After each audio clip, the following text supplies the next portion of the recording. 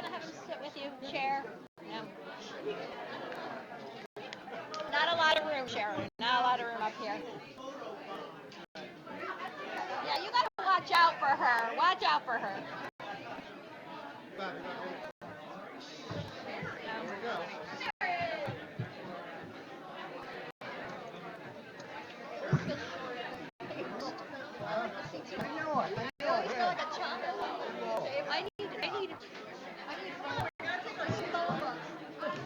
Prop me up. There's Chris.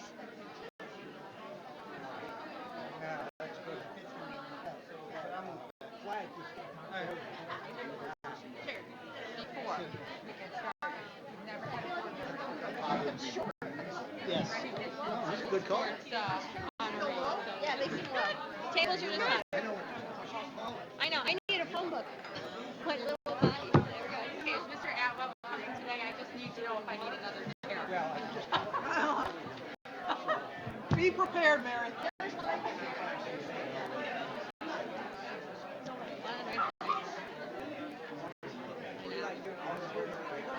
Not good, Christina. I know, Deanna. You're gonna what? We all have to fall in line with collecting people. To be a leader. End the story. Don't have a code. What the hell is that? Oh, thank you. We're sitting right Can you here. make sure it's working? Yeah, this is working. Good evening. I call this session to order for the Shenendehowa Central School District. Let's all stand and have a moment of silence. This past 2 weeks, we did lose one of our teachers, Mr. Dennis Young. So let's honor him with a moment of silence, please.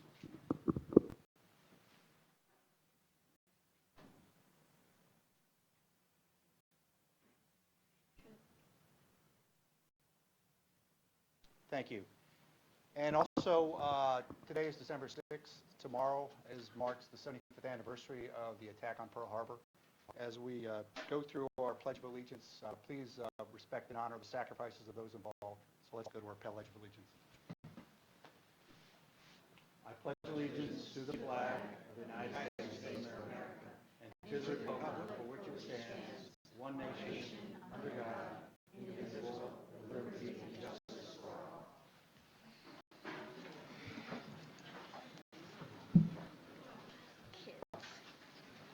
We've got a full crew here at the board. I don't see any announcements right now to make. I know that this is a very intensive meeting with quite a few people involved. We're going to try to move pretty quickly, but also want to make sure everything it gets the right amount of attention in terms of comments and such. At this point, can I have a motion to adopt the agenda? Mr. Casey, second, and Mrs. Rajat. All in favor? Okay. So let's move to our agenda. We'll start off with the Shenendehowa Drama Club recognition and our drama crew. Mrs. Mars?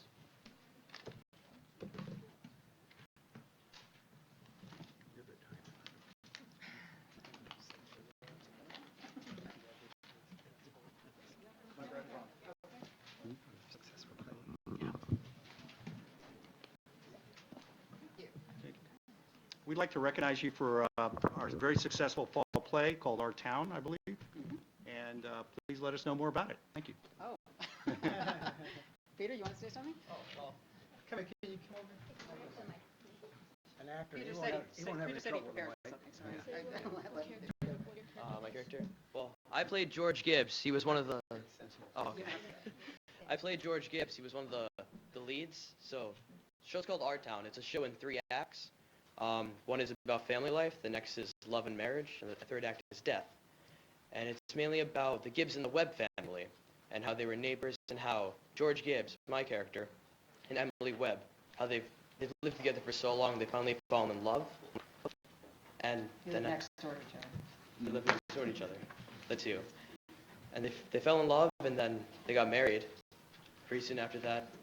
It's a very tragic show because she dies very shortly afterward.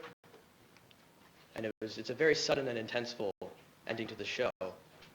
But the show's meaning very philosophical about what do our lives mean and how the dead perceive us. and that's the message that that it stays with us forever. Okay, thank you, Peter. So, before Mrs. Morris goes, I just want to say, I attended the show, and I walked in, and one of the parents said, Dr. Ramos, we promised the show is going to make you cry. And I'm thinking, yeah, you're right. And I was sitting next to Dr. Wood that night at the show, and if it wasn't out of trying not to embarrass myself in front of Dr. Wood, that I kind of bent down and pretend like the tears didn't come out. So I say that because oftentimes when you go to events and people have a certain perspective of what it is, but kudos to all the actors and kudos to all the folks behind the stage.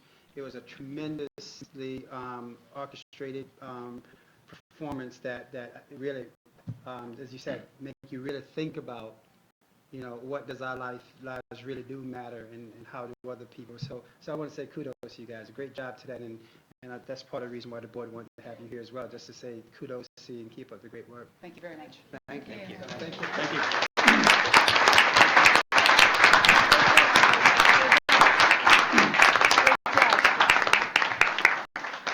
And now I'd like to bring up Mr. Chris Cullinan to talk about our student athletes.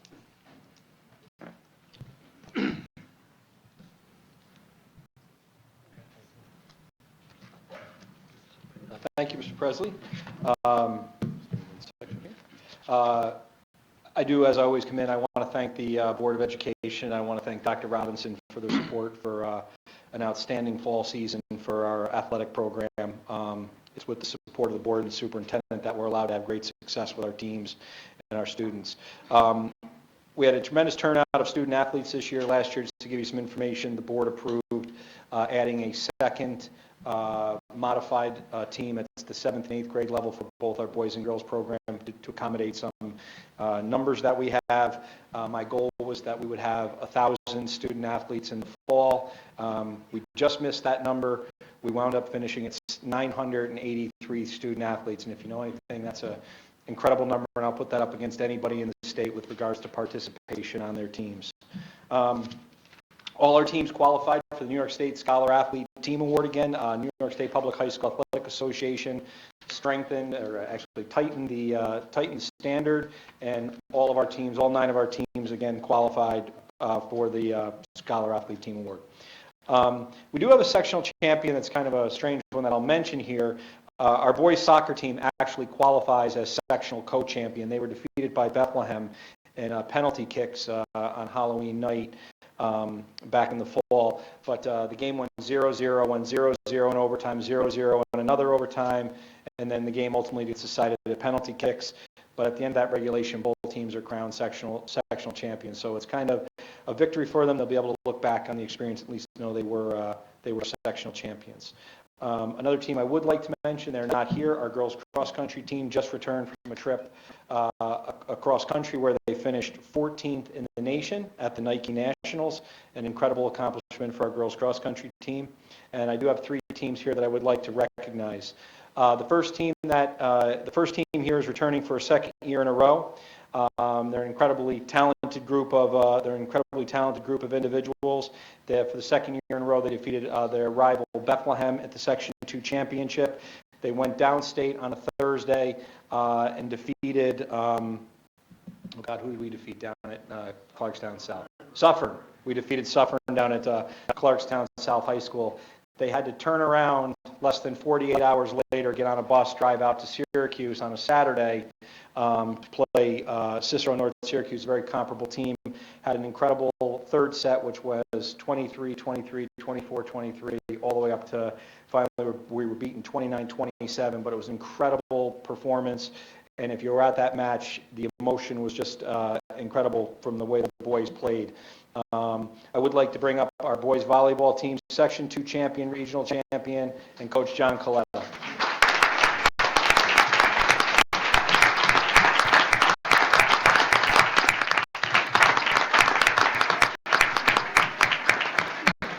And you'll see when they get up here that we become the very short people in the room as they come up here.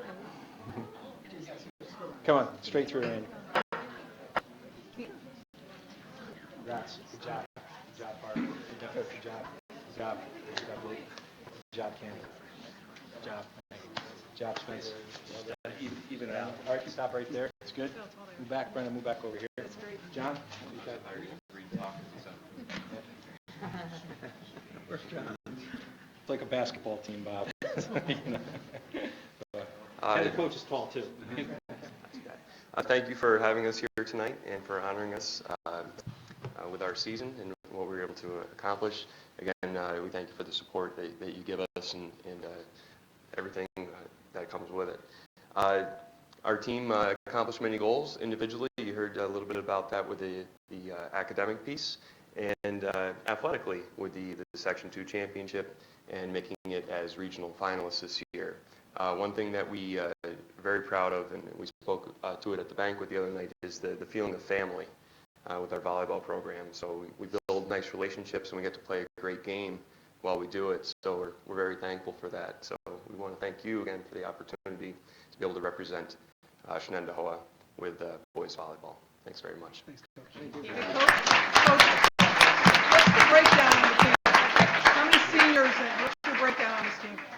10 seniors graduating, and we have at least 9 coming back, and a lot of excitement returning, so it should be fun. There's a good chance to see him next year. It'll be fun. Good, A lot of fun. Awesome. Congratulations. Great job.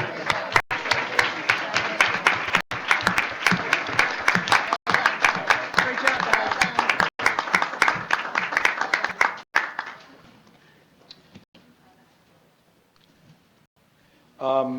Again, our next team is no stranger to being here. They, like some of our other programs that we have in the school, just have a continuous level of success that they play at.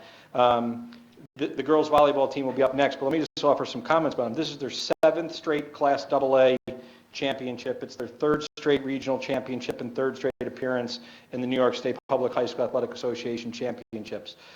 Just like boys volleyball, girls volleyball is an extremely, extremely difficult championship to win, and extremely difficult to even get that far. And it should not be something that's taken for granted. It's an incredible accomplishment to do that so many consecutive years. I do want to highlight a couple of things with the girls this year. Last year, when I gave my remarks, I mentioned that they had lost a pretty epic 5-set match to Burnt Hills last year. Fast forward 365 days later, we played them almost on exactly the same day. We sold out the gym for girls volleyball, which everybody kind of says that's, it's an incredible accomplishment to do that for the girls. And with regards to bringing that many people in to see volleyball, Time Warner came in and covered the game. It was a tremendous atmosphere to be at, something the girls will always remember. And in 3 sets, we took down Burnt Hills, which had an incredible run of consecutive league wins. And it was just a tremendous accomplishment on the part of the girls. They continue to be one of the hardest working teams in the school, incredible off-season program that they run. They're some of the most active girls in our weight training and our personal development and fitness program, and it doesn't happen by chance that they're here for 7 straight years. So I'd like to call up Lori Kessler and the girls volleyball program.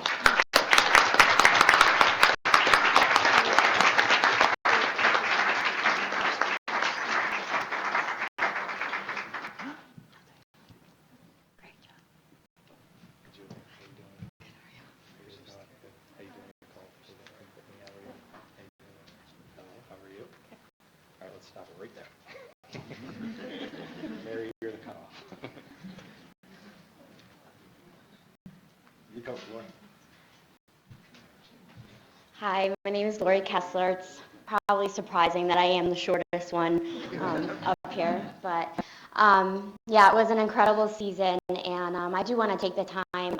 That Burnt Hills match that Mr. Coleman mentioned was definitely a memorable moment for all of us, and we just are so proud of the support that we got from our school in itself. They all, athletic team, students, administration, teachers, so many people came out to support us, and the girls fed off that energy, and it was truly just an amazing atmosphere to be a part of.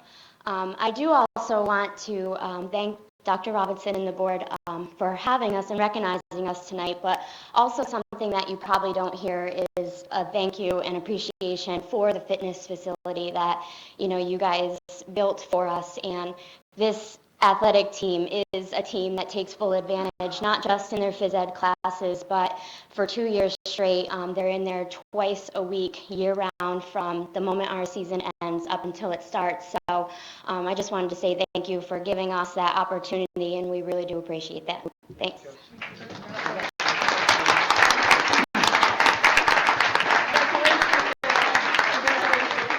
Great job.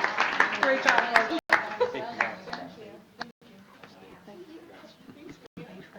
Great job, ladies.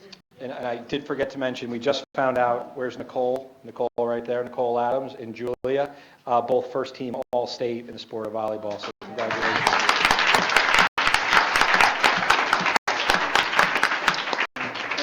And our final team here tonight, again, is no stranger to being here. I think there was one year where they weren't here, but other than that, they've been pretty consistent participating in our fall sports recognition. And that's our girls field hockey team. It's the field hockey team. Field hockey finished as the Suburban Council champion, Section 2 champion, regional champion, and the New York State Public High School Athletic Association Class A champion. They wound up playing an incredible double overtime game against Saratoga to win the championship. They won the game 2-1. An incredibly stressful environment. Coach Ravola turned to me and said, "It's never in doubt." I said, "Okay, Jamie." Then they turned down, they won the regionals, then they went down, they played in the state semifinals where they played the Long Island champion, Ward Melville, which is just an incredible field hockey school. We were up 1-0. It was tied 1-1. We wound up winning 2-1 in overtime. Kelly Buckley wound up making the game-winning goal. Jeannie turned to me and said, "Okay, that one was a little bit more in doubt." The next day, we played Scarsdale. I believe is the Section 9 champion, was the Southern champion. We wound up beating them 2-1. We were up 2-0. They scored a late goal, and we beat them 2-1 to win the New York State Public High School Athletic Association Championship. It is interesting. Some of these girls have siblings who are on the team.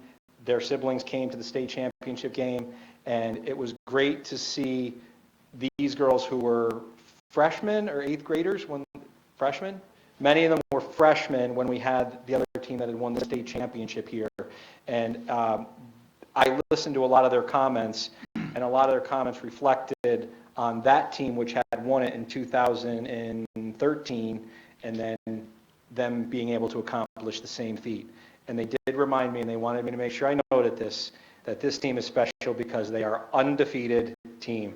And I would like to introduce to you the nationally ranked number 14 team in the United States, the 21-0, first time in school history, undefeated, New York State Public High School champion girls field hockey team.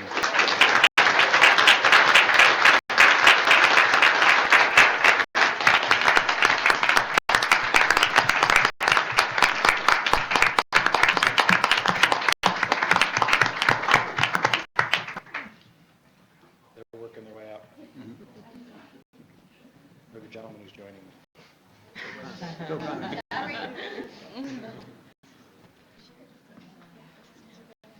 right, let's keep going. Sherry.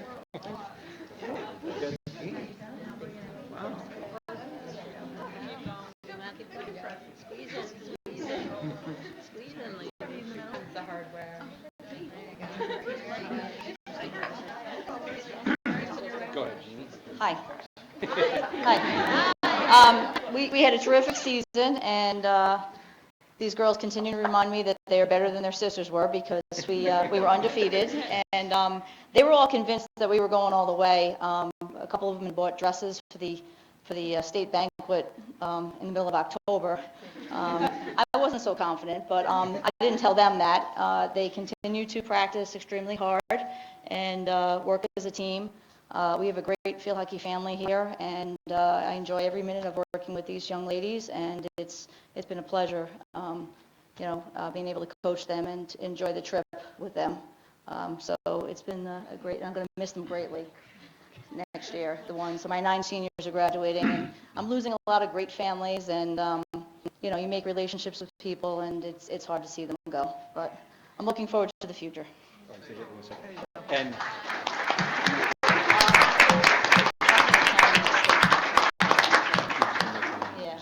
I also wanted to say that I didn't post it on Twitter, but Kelly Buckley and Taryn Mara made the All-State team on Sunday at our All-Star banquet. Congratulations. All right. And we would like to invite everybody here in the public.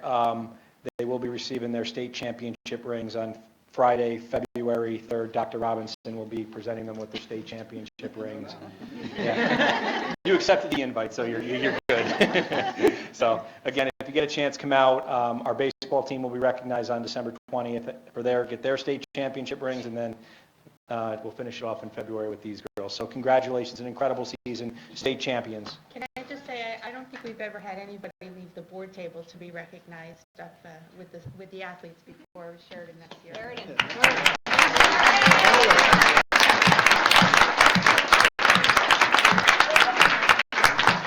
Who also had a great season. She had 16 shutouts, and she's registered the least amount of goals scored in a season with 7 this year. So that's a big achievement for her.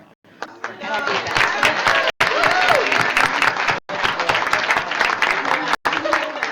Amazing. Way to go. Way to go. It's proud, so thanks. Awesome. Amanda's proud.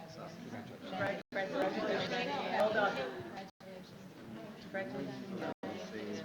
Good job, ladies.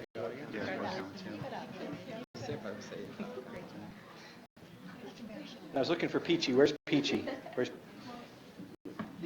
You can't get to the state championship unless you make the game-winning goal against Saratoga in double overtime. Let's wrap up here. Just in conclusion, again, I want to thank everybody. I want to thank the parents for their support. Obviously, our coaches who do a tremendous job. Real quick, just to give you a perspective of what life is like in the athletic world. One of my favorite lines from a movie is, "This is the life we choose." And we had a 3-day stretch where our girls' soccer team played 0. They were up 2-0. Game got tied 2-2. Went to the 4 overtimes. They wound up getting beat on penalty kicks. We turned around 20 hours later.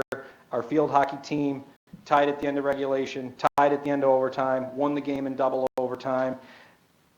17 hours later, we turned around, we went to watch the boys play in the Section 2 soccer championship, and they wound up going 0-0, overtime, and they were defeated in penalty kicks. But the point of my message is, and I tell our coaches and I tell our kids all the time, win or lose, you got to be in it to win it, and there's nowhere we'd rather be than in it. And our kids work so hard, and it's about them just doing their best they can, win or lose, and I couldn't be more proud of them. So to the board, thanks again for letting us come in. I hope we have a couple teams. We'll see you here, and we'll see you here late in the winter with a few more teams, okay? So again, thank you. Appreciate your time. Yeah, thank you.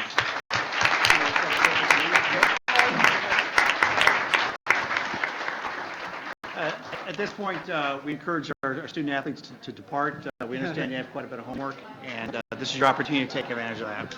Take advantage of it. Yeah. You can't reach Sheridan. And then at this point, we can transition over to our BOE comments and report. Let's start off with our... Then transition. Okay, we'll slow it down a bit. No, sheet for everybody.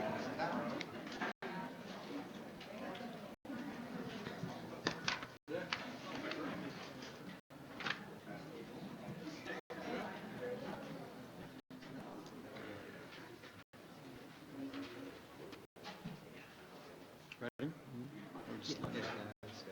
Okay, we'll transition to BOE comments and report. Let's start off with our student liaison, Sheridan, because you wanted to introduce somebody to us. Yes, as my time on the board, sorry, I have a little cold, so I can't speak up that well. As my time on the board comes to an end after this month, I would like to recognize my replacement, Cameron Brimhall. If you would like to stand up. He is a current sophomore, has been in Senate since freshman year. He does a lot with Senate. Whatever you ask him to do, he'll do it. Not only get it done, but get it done on time, and the outcome exceeds expectations. He is currently working on the dodgeball tournament with me. He's part of IPAC community with Mrs. Blaber and Mrs. Rajat. This outside of Senate, he is a wrestler. This is his first year, and he's part of a Civil Air Patrol officer, which is a search and rescue organization for the Air Force. And he really stands out to me within the Senate as he is very dedicated. He always asks the right questions and is not afraid to speak up at the right times when it comes to authority or anything like that. He's hardworking, and I feel as though he will not only represent the Senate very well, but the Shenendehowa student body as a whole. And there's no doubt in my mind that Cameron will impress you and probably do a lot better at the job than I have done. And that's about it. Okay, thank you.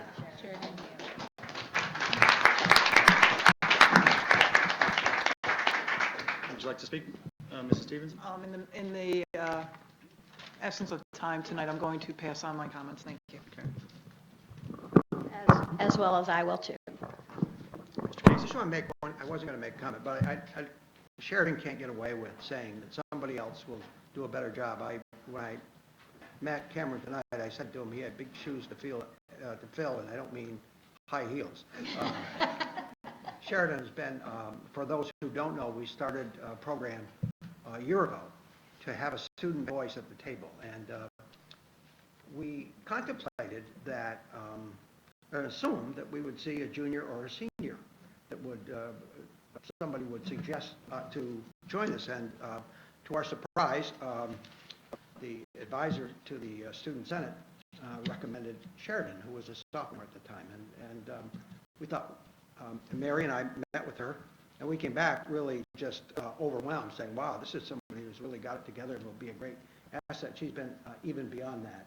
The expectation that you're setting for Cameron is a tough one. She has been a wonderful addition at our table, raising good questions, giving comment, hopefully carrying a message back as to what goes on here, and trying to make this is part of a communications initiative.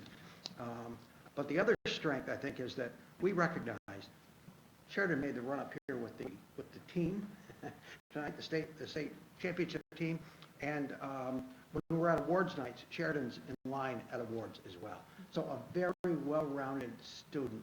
And I think we all agreed here, if we could take a vote, if we could add one daughter to our family, we would add Sheridan. Thank you. Thank you. Mrs. Blaber. I can't say anything better than that about Sheridan. You're certainly going to be missing Cameron. You're going to be most welcome at the table. We're going to be happy to have you. So I'll just be quick there. A couple of things I want to acknowledge, especially in keeping with your remarks about the anniversary of Pearl Harbor tomorrow. Veterans Day ceremonies all across the district, and the Veterans Day Dash. Again, Shen remembers, and I think that's really important. We hear a lot about STEAM, science, technology, engineering, art, and math, and there's no better demonstration of that than in the high school lobby with these incredibly ornate haunted houses constructed by some of our architecture students.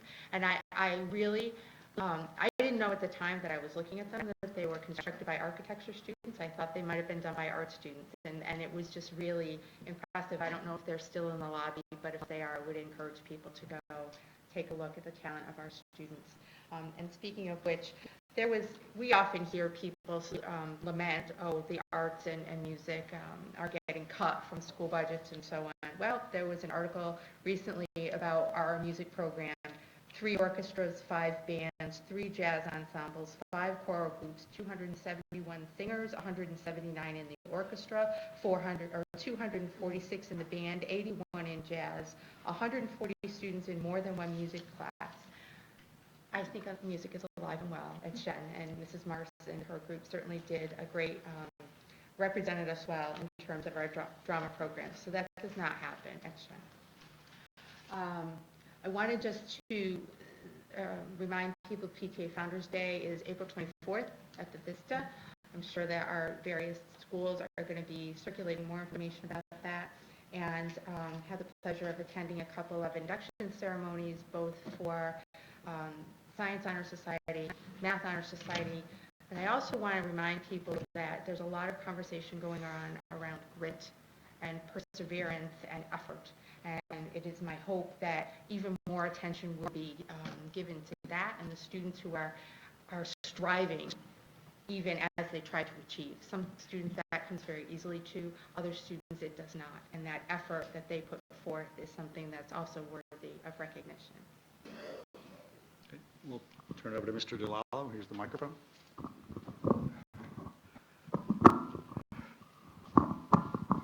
When Mary was going through that litany of numbers, I was sort of waiting for a partridge in a pear tree.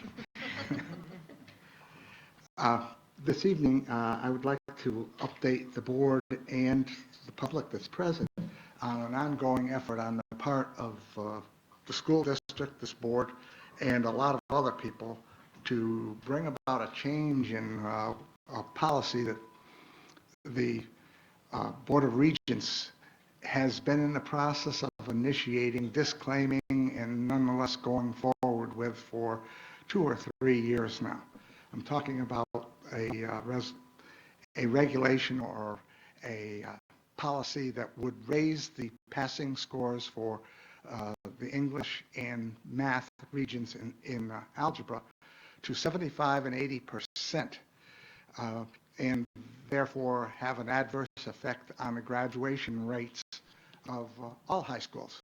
I was speaking to Dr. Robinson, I guess within the last week, and he was talking about probably the most successful single school district in the state. We are a highly successful one, but this one was even, its numbers were even more impressive.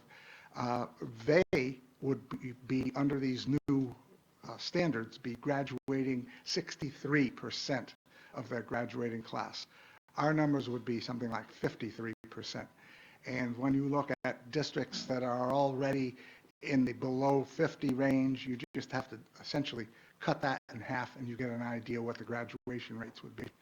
Now, we were very concerned with this and went forward with a resolution trying to get the support of the New York State School Boards Association, and we did in fact get a resolution passed to that effect, that we would go to the regents and try to stop this. They at the time disclaimed having a regulation in place. But more recently, an article in the Gazette, Daily Gazette on November 3rd, done by Zachary Matson, revealed some in-depth research that showed that within the department, within the bureaucracy of the state education department, they were still moving forward with implementing this standard, which was a bit discouraging.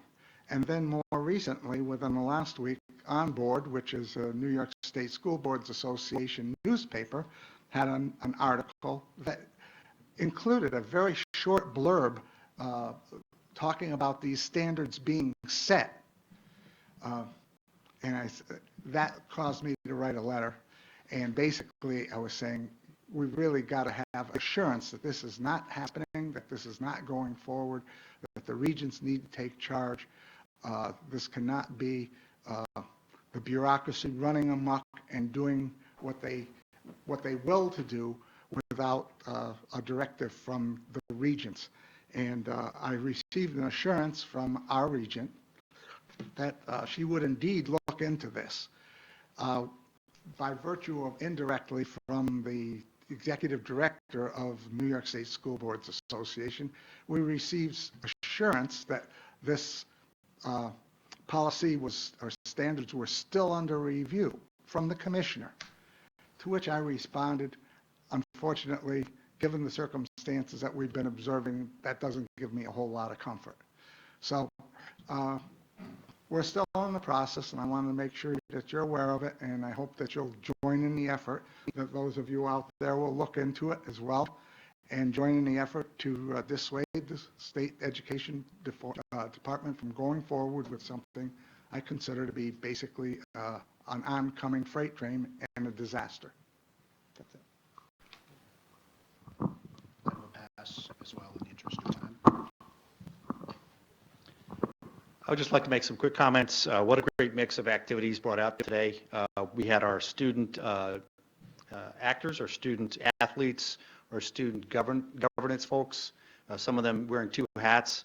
And also this past 2 weeks, we recognized a new science organization recognizing science achievement and math achievement. So I know some people haven't been to these meetings, but we just want to point out this is what we're all about, student achievement, doing things things outside of what is the standard, whether it be acting, whether it be sports, whether it be student civics, student senate and such. That's what we do. So that's what we're all about. Thank you very much. We'll move over to public comments, and we'll start off with our two students, if they could come up here, please. And after that, we'll have residents. If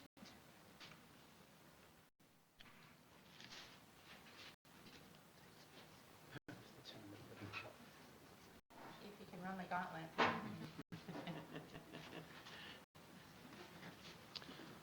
All right, so our last meeting was yesterday, and we talked about a bunch of things, but we focused mainly on the snowball dance, which is coming up, and we have a date for it now. It's going to be January 7th from 6 to 10, and it's $10 per ticket, and we should get tickets on sale either this week, and if not this week, then definitely next week. Also, we started selling candy canes outside of lunch periods for 50 cents each, and that's helping fund Shen Helping Shen. Shen Helping Shen. It's like a fund that Senate has to help students who can't always afford textbooks or stuff like that. So it just helps individual students. The Senate doesn't disclose the names, but. Oh, and we also talked about speak out topics. I didn't know, did you have any ideas? Or we were brainstorming. All right. Mrs. Carmen's going to follow up with you guys about some topics. Okay, Last awesome. year was technology, so. Yeah. You know, one main thing that they talked about that one of the seniors had brought up was having because of the Sandy Hook video that sent out about gun violence and gun safety in schools, having an expert come in and speak to students about it. Yeah. All right, thank you. Thank you. At this point, we'd like to invite residents to come up. I'll start with the language. And just for time's sake, we will probably end around 8:15 with public comments. We're going to ask that we keep the comments brief. But this is an opportunity for the public to address the Board of Education. If so, please complete the comment form. The board will not address specific comments, but ask for your name and address in the event follow-up is necessary. We remind residents that the public comment portion is for only one item on a long agenda. We therefore ask that each speaker be as succinct as possible and that remarks be limited to 2 to 3 minutes. We would also expect that residents speak in a respectful and courteous manner so as to model proper civility and decorum for students. Residents may also contact the board by email at boe@shenet.org. All questions come to the Office of Public Information Officer and are shared with the board and or superintendent as appropriate. Policy questions, concerns are typically addressed by the board president. Operational questions, concerns are typically addressed by the superintendent and or designee. So let's start, please. Thank the board for the opportunity to speak. I've been here before, Frank Berlin, 980 Main Street, Jonesville. Mr. DeLallo, I agree with you because I want to talk about the 34 acres in the land. Feel the same way about the grades. We feel like we have such a tremendous support. We think this should be a park, and I know you're going to probably vote on it tonight, so you may be falling on deaf ears. You may have decided already, but if you pretend maybe you're in an executive session, and let me share with you some comments that people have asked me. So I don't mean to offend anyone, but some of the things people have asked me is, why did the town, when we came to talk about a park, turn around and put it out in the RFP again, which some of them we didn't even know what that meant, but it meant we couldn't talk about it anymore with the board members. So that kind of killed all discussion, which we feel as citizens of the United States, we should have a right to talk about this and see this as something we could do for the people in town. But that didn't go over too well. What about the town buying land? These are comments from people, from someone, and saying we want to put a school there, and the person says, okay, I'll give you a break or something because it's my grandfather's farm, and then you keep the land for many years, and you turn around and sell it for commercial. But, I mean, that doesn't seem ethical to a lot of us, you know. It's our land. It belongs to everyone, even the people on the board. And so we want that land, okay? We don't want the money. We want the land. That's what we're here for. What was the other thing some of the people said to me? If this goes over, this is the philosophy of the town, the school board, and they want to buy more land for another school somewhere, and people are going to say, I'm not going to sell it to you. You're going to say, I want to put a school there. Well, how do I know you're going to put a school there? You may turn around and put Home Depot there or something in Rexford or in Half Moon because you don't buy land and then use it for what you say you're going to use it for. You turn around and sell it for development. So it just brings out, it rubs people the wrong way. And it really is too bad that this is what has been going on. We've had taxpayer support. We have hundreds of people that have signed a petition that support this. I have talked to people, I have searched for people to say this is a dumb idea. And I have to tell you, truthfully, no one has said that to me, okay? Now, if you're going to vote no on this board, then you're the only people I know in town, okay? The hundreds of people I talk to, you're the only ones that voted no. So I'm going to let you know that, okay? And I would think that you have time to reset and say, you know what? Let's talk about this and table it till next month or something, and meet with the public and see what we want to do with this land, because it means a great deal to us as a central park, okay? And I know that it's like, I have to tell you what people are saying, right? This is what's going on. We have parks in town, in Clifton Park, the Kins Road Park, that we got from the county for nothing. We work with the Fisher's Ferry with the state, which we work in partnership. We want to work in partnership with our own land. We don't want to pay double for it, you know. You're over your 3 minutes. My time is up, but thank you very much. I appreciate your time, and I hope you reconsider. Thank you. And vote yes.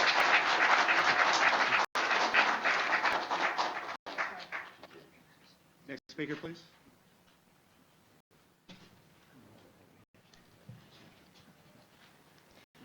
Susan Burton, Riverview Road in Rexford, and I call your attention to the beautiful pictures of the property that we're talking about. And I come before you again as a representative of Friends of Clifton Park Open Space regarding the pending sale of the 34 acres of land in the Town Center District. As you well know, we have campaigned these past months to keep the property in the public domain. We asked back in August that the RFP not be issued in favor of working to transfer the 34 acres to the town. Since then, our petitions have garnered well over 1,100 signatures, and there has been ample press coverage of the issue with strong support from all of these venues. The school board decided to reissue the RFP, and since the town of Clifton Park has submitted a bid response, it appears that there is a valid vehicle for accomplishing the goal of a central park in Clifton Park.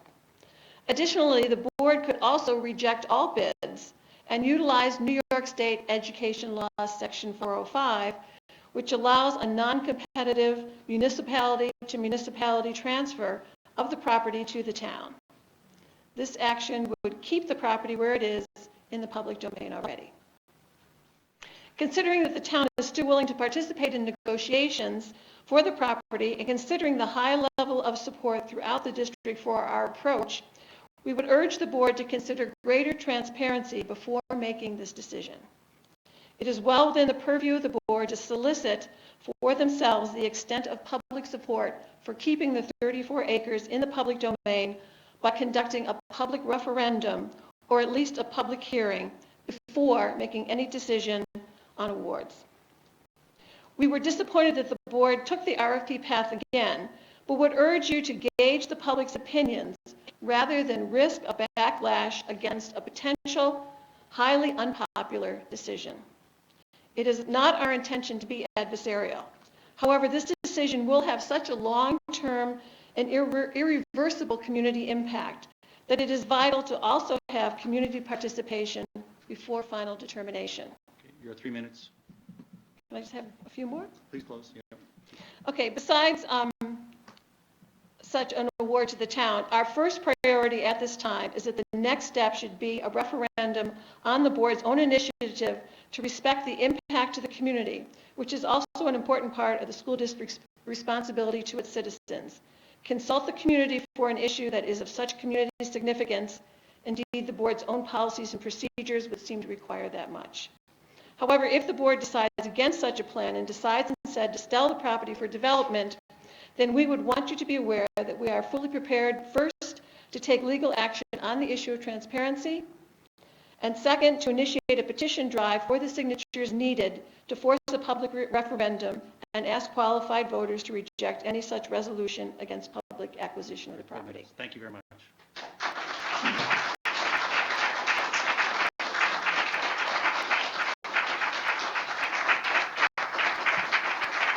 our next speaker comes up, is anybody planning to speak after this gentleman in the blue jacket? Okay, so let's continue at the same pace. Thank you very much. Good evening, Superintendent Robinson, members of the board. I'm Joe Nile. I live at 8 Wall Street at the Bentley. And first, my gratitude for all the good things you do for our town, our school district, and our children, for all your hard work in being informed and deciding what is best for the future of our community. Did this go off? Yeah, kind of. We were having some feedback. We were trying to. Well, I can do it without the speaker. No, that's fine now. That may be your hardest task of all, trying to make the right decision. You get informed, and then you always have to make decisions, and that's hard. Tonight, we expect to hear your decision on the 34 acres. We know you have given it serious thought. We, the Friends of Clifton Park Open Space, the over 1,000 signatories of the petitions we have submitted to you, the letter writers to the newspapers, the residents of the apartments and homes, the owners of the businesses to whom we have talked, are all hoping you have made the right one. That these beautiful forest acres will remain in the public domain and become a central park for everyone's enrichment. The town of Clifton Park has submitted a bid to keep these acres public and make them into a park. If you have accepted this bid, the 34 acres will remain in the public domain as a lasting legacy and will not be lost to the residents. However, if you have decided otherwise, we still believe this is such an important decision that the multitudes, the residents, the taxpayers of the district should join with you in making a decision by holding a public referendum on the deposition of these beautiful acres. As Susan Burton has said, New York State Education Law, Section 1804, allows for such a referendum. Since these acres were purchased by the residents of the school district with their tax dollars, and since this parcel is publicly owned by these taxpayers through the school district, it's clear our town residents should be heard from So you're 3 before minutes. their public land is sold to a private developer and thus lost to them forever. Just a couple of paragraphs. The New York State Education Law cited above allows for the school board to take the initiative.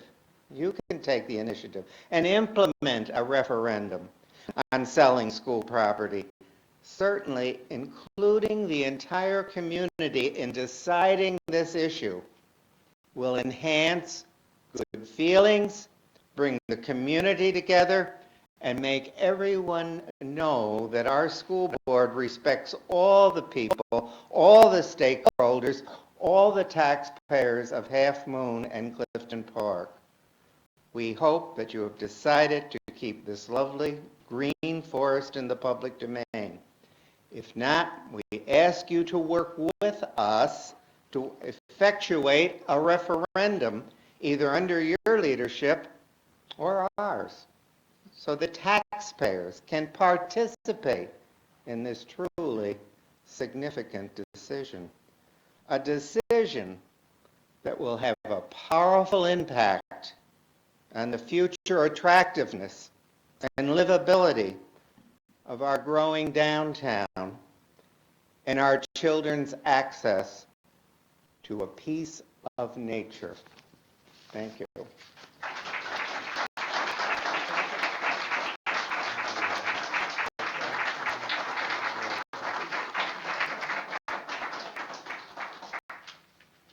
as the next speaker comes up, is there anybody that is not going, that wants to speak on something besides the land RFP? Okay, we don't see anybody. And also, we do have time at the end of the meeting for additional public comment. Go ahead, please. I'm Barbara Hartman. I live at 1 Hillcrest Drive, Country Knolls. I thought a lot about getting up here because I'm not great at speaking. But I have a real feeling. I've been here living in this school district since 1964. I mean, some of you weren't even born. And I have just such a feeling for this park. I don't know all the details that they have spent, but I've been following it. My family moved here in 1964, as I said, and we came from the North Country Air Base School, excellent school. My 2 children graduated from Shen. They had an excellent education, but the first couple of years, my daughter went to school at 11 o'clock in the morning on split shift. Got home at 5. My son was in a little school in Jonesville, which was interesting for kindergarten. There was no football. We went around with petitions for football. That shows you how things were. Excuse me. But even so, that was the exploring time of Clifton Park. In reading about the Shenendehowa's history, I learned, for example, the generosity of certain people in the community as far as Robert Van Patten Sr., for instance, donating land for Shango School at Exit 11. There was another individual also. My point of the history background is to show the advancement of quality of education thanks to all the boards. I know a little bit about what a board does in the sense of late hours and lots of decisions, because my father was superintendent of schools at one time, and I remember those late hours when he came in. I have voted, I believe, on almost every budget long after my children graduated. Sorry for this voice. And have taken an interest in all the school events. I feel really strongly about these 34 acres because I think to have them go, and I don't know where they'll go, but to a builder, to a big building, when the children have an opportunity to go through with nature and have something other than all the academics that you work on. Okay, my time is up. So I hope that the school board will listen to the tax-paying residents and the Shen campus site will be visualized with a park. Thank you. Thank you.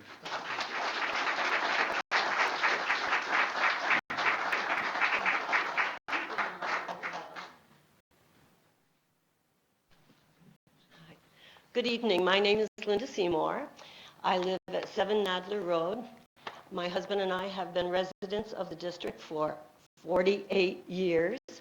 I think I just gave away my age on that one. However, I'm here this evening to speak in favor of the district selling or giving the property to the town. In the words of the late, great Yogi Berra, this whole issue, to me, is deja vu all over again. I was on the board in the 80s. I served for 9 years when this property was the Moe Road property, and it was 40 acres. I don't know if you remember, some of you weren't even around, but this was a very contentious time, and there were a lot of bitter and hard feelings in this community about budgets and budget votes. And we had years with multiple budget failures going to contingency budgets. It was not an easy time. That board of the 80s, like this present board, was very aware of the its fiduciary responsibilities.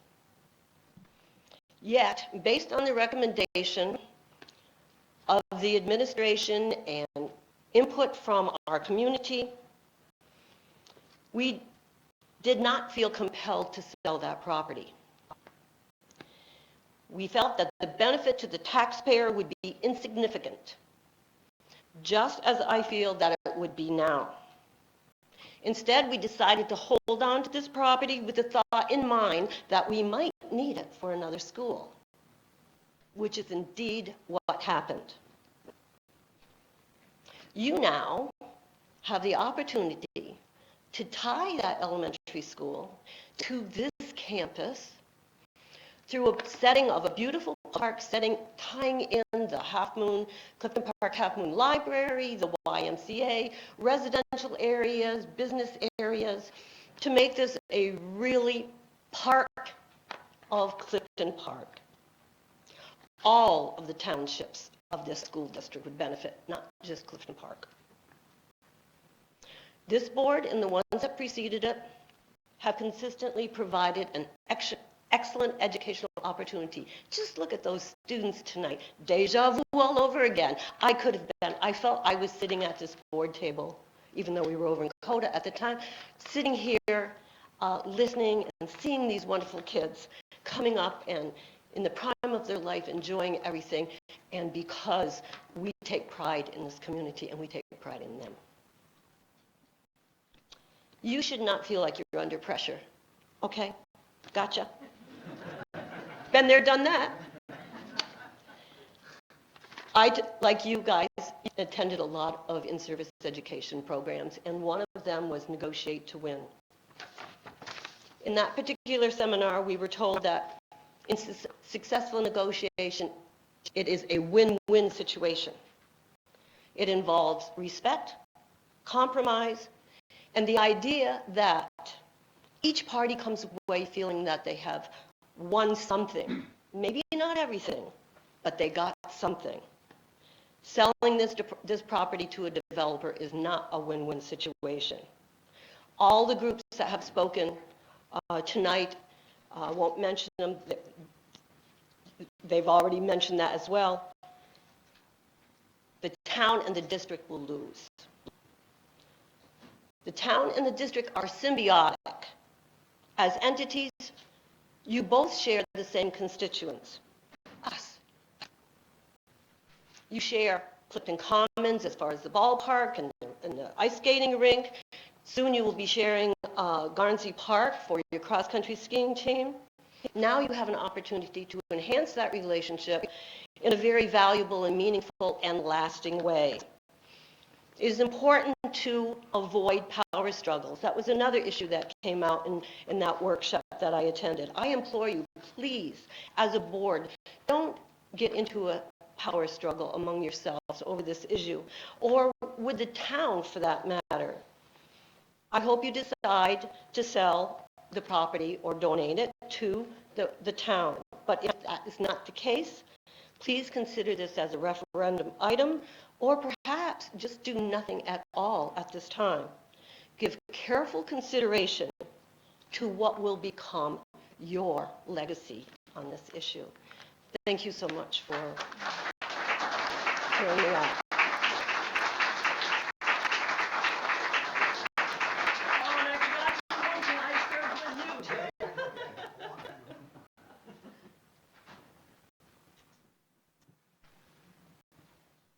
Good evening. I'm Bob Miller. I'm a former resident of the town of Clifton Park, but I'm one of the principals of Windsor Development. We own some commercial properties in town. And I just want to say, it's not often that anyone gets a chance to make a difference. But you do. You as a group have an opportunity to make a difference. Not a world-changing policy thing. More importantly, in your town, you can make a difference. It wasn't long ago that the town of Clifton Park undertook a town center plan study, spent a lot of time and a lot of money, and tried to vision the future, what the town should look like. And one of the things they found in their town center was 34 acres. They drew a line around it and they spoke about it, and I'm going to just take a second to read what they said. The largest parcel of undeveloped land in the town center study area, it offers tremendous opportunity for the future of the town of Clifton Park. As part of the public design workshop, almost every group of residents identified this location for its potential as a future town park. It went on to say, through the process of developing the plan, the parcel of undeveloped land owned by the Shenendehowa Central School District has been identified as a major opportunity site. The idea of using this property at some time in the future as a public space or park was called once-in-a-lifetime opportunity and a game changer by residents who participated in the public workshops. And I would note that the public workshop that was held June 7th through 9th of 2011 had school district representatives on it. And what this represents is the will of the people. The will of the people that took the time to participate in that study and to craft a vision for the future. This was very much a part of that study. Soon you're going to vote. You're going to vote, you're either going to end up with a large retail building of some nature, or you're going to end up with a park. So what do? I think you go out 5 or 10 years and come back and take a look at what the outcome of your vote was. Because you're going to find either that large retail building on Route 146, part of the business sprawl, and trust me, we're developers, so we get a sense of what that is. You're going to find that, or you're going to find this really special place. That special place where there's children playing, it connects the community together. You can walk from your school to the town center, to the library. There are people gathering, there are people congregating. It's become part of the town center because the town of Clifton Park will change. It will start to look like the town center plan that everyone has worked on. So, I would say special places don't just happen. Special places are the result of a lot of work by a lot of people, some sound reasoning, some really hard decisions, weighing all of the alternatives and coming up with not what's best for us today, what's best for us in the future. The timeline, the idea of planning can't be on 2-year election cycles or 4-year elections. You have to, 3 minutes, okay. All right. Would anyone think that a large retail building on Broadway, where Congress Park is a good idea? Would anyone think today that put this building in front of Congress Park or replacing Congress Park? No one would think that's a good idea. No one would say, well, that gives us taxes or that gave us the best price. You wouldn't say that. You'd say, what happened? And that's what's going to happen in 5 or 10 years when you come back, because that's when your decisions are really the correctness or incorrectness, your decision becomes real. The future of the parcel's in your hands. It's in your hands alone. I don't think the town's going to buy into this, assuming the town isn't buying it. I think the town is going to say, well, look, we made an offer. They could have accepted our offer. They chose not to. They went for the money. Okay. All right. Do the right thing. I think the incremental money doesn't make a difference. By my math, it's 0.6% of 1 year's budget. Can't make a difference. Not even noticeable. When I divide it by the number of homeowners, you maybe get a Big Mac. It's not much. The only thing I'd say is you'll never get this chance again. Once you make this decision, that land's gone, and it isn't coming back. And you've got a chance to really make a difference. Please do the right thing. Thank you.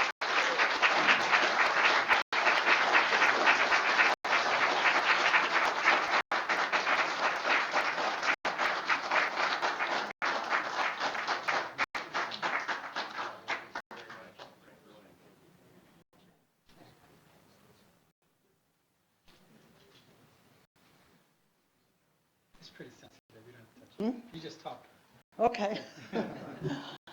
Forgive me for putting a real personal edge on this. I have just been here for 6 months.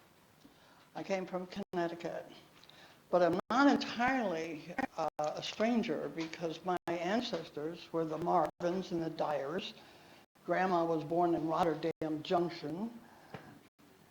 My grandpa was buried over in Mechanicville. He was a Civil War veteran, so I feel like I'm home. I came up here from Connecticut to be near my family who lives here, their children and their children, and I'm very proud of what they are doing in their school system. And by the way, I served on the Board of Ed for a good many years in a little town in Connecticut, so I know more or less how it goes. I just want to say I would be so disappointed. I happen to live at the Bentley, and one reason that I particularly like it is that the land behind it is still there, and I can walk down the lane and see something besides cement and buildings. So I just hope that things turn out, that it is maintained, and so that we can all enjoy it. Thanks.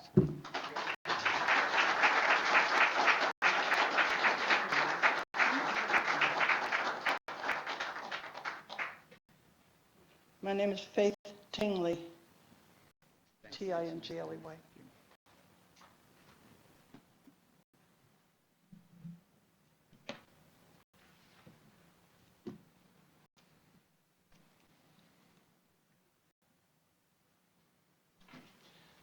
Good evening. My name is Raymond Seymour. I too live at 7 Nadler Road in Clifton Park.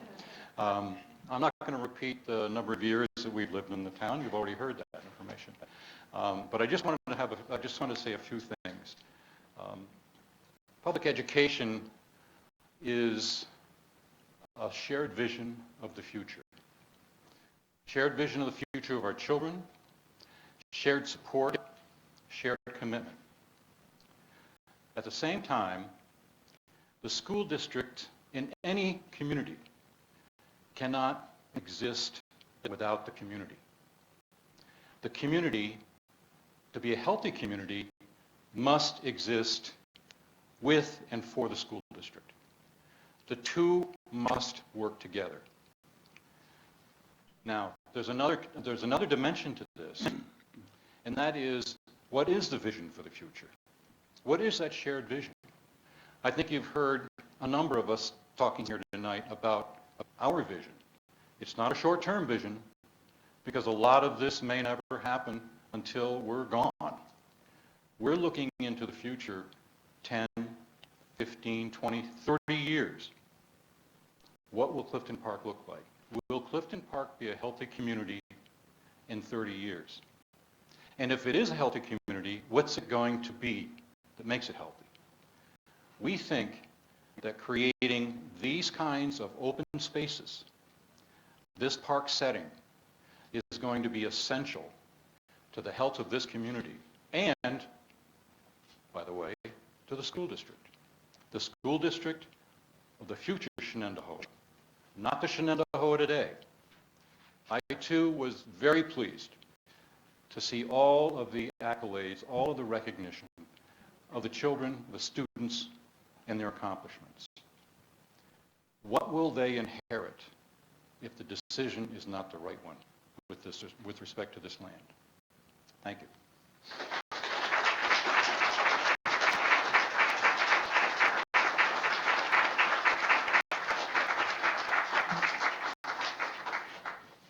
Thank you very much. At this point, we're closing out public comments, but we will bring them back forward near the end of the meeting. We'll now turn it over to our superintendent's report. So, Dr. Robinson, here you go. Thank you very much, Mr. President. I'll be somewhat brief since most of my correspondence has been to the board about land-related issues.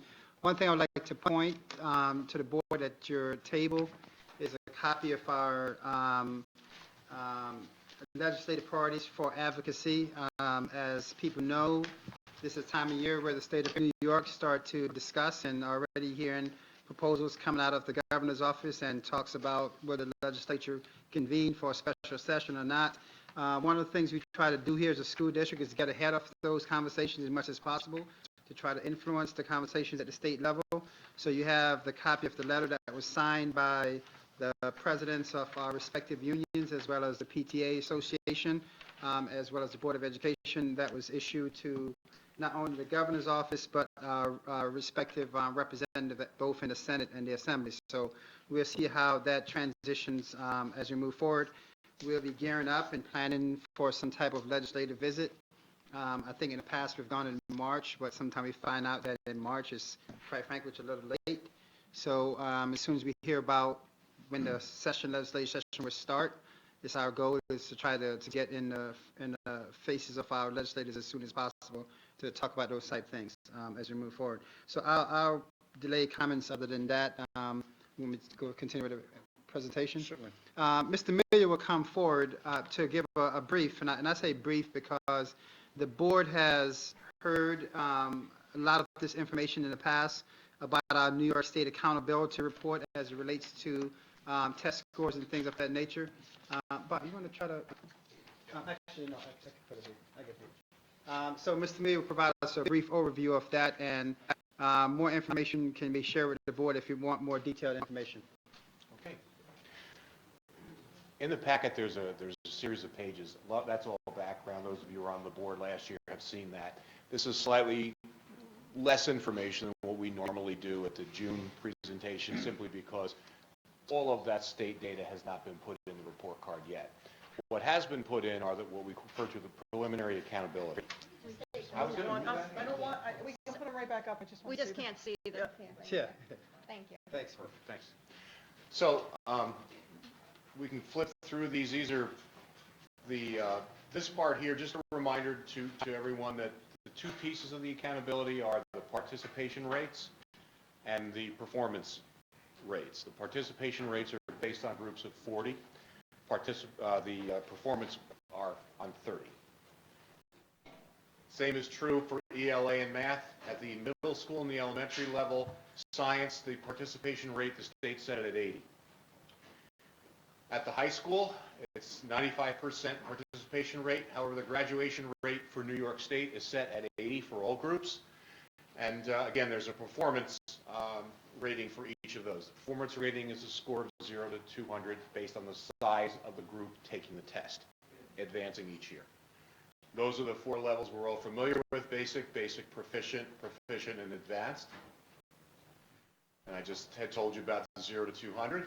These are just the definitions for what a level 1, 2, 3, and 4 are for ELA and for math 3 through 8. This is our information at the district level. There are individual ones we can pull up for the schools. We're not doing that tonight. This is the district info. Wherever you see the red, that's the indication that you didn't do something. Here it's make AYP. Now you'll notice there are two groups that actually made AYP. In other words, they tested 95%. So Bob, can you explain the reverse? This is the impact of opt-out. Right. We have some slides right towards the end that show the percentages for the last 3 years. And Can we go to that now? Well, if we just spend a second on this, then we can hit right to that. The purpose in showing you this is, for the most part, this is the math, that's the ELA. Here, it's just students with disabilities under ELA did not meet the performance indicator. That's the only subgroup that didn't. On the math one, Dr. Ramos, if you go to the next one, all the subgroups that we were able to have numbers in did meet it.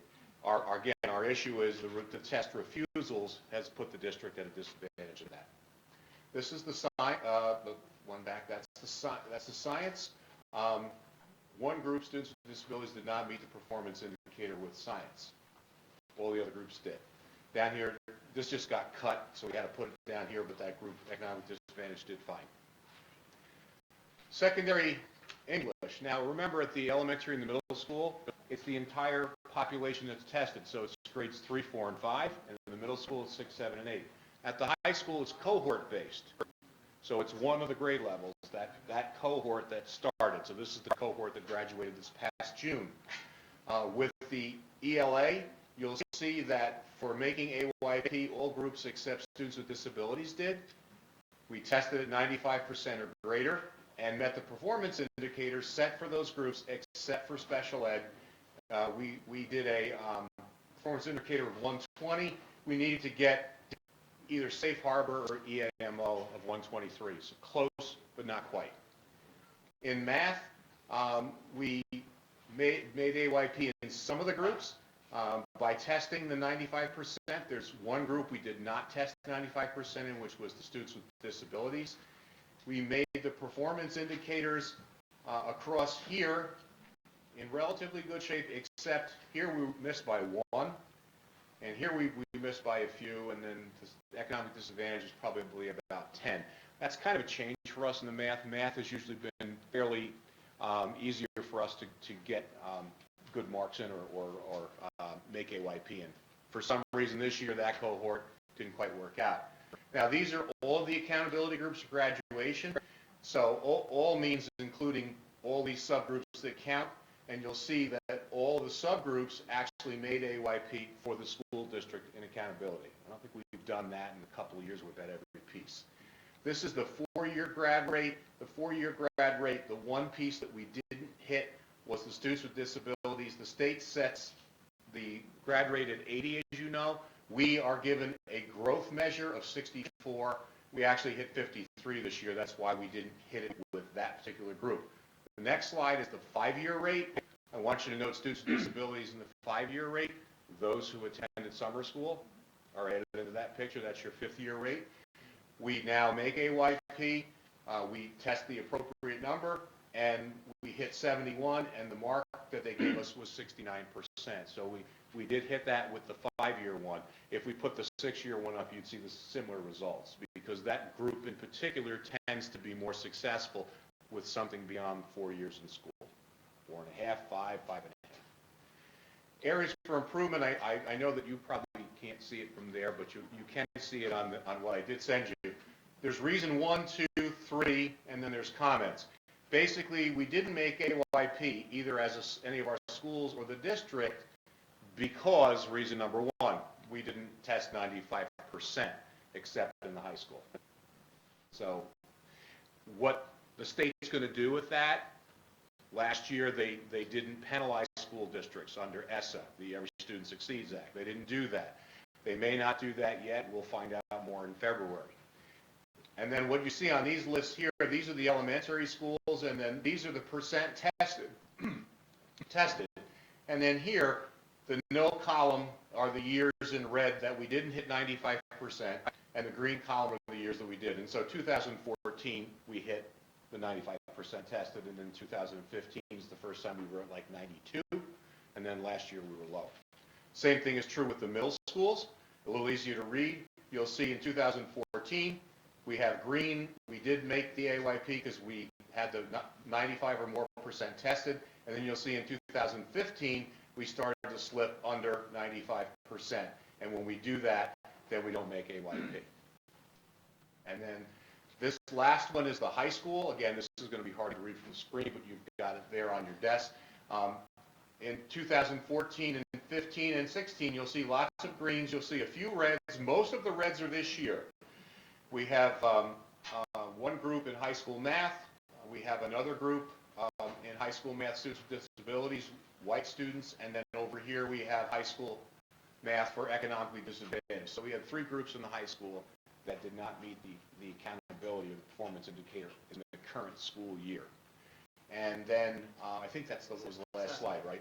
So again, it's a much briefer version, but the bottom line is when you look at participation and you look at performance, the issue that afflicts us and virtually every school in New York State is that you haven't hit 95%. So that's the first thing that they count.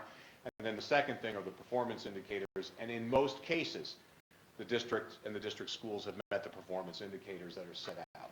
Charity?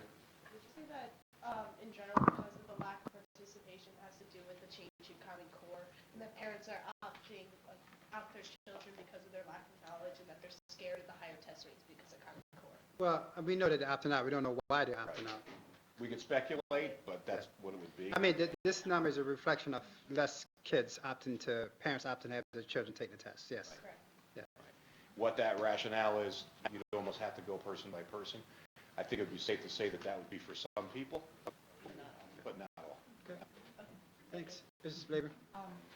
You said you didn't know what the state would do with under 95%. But what could they do?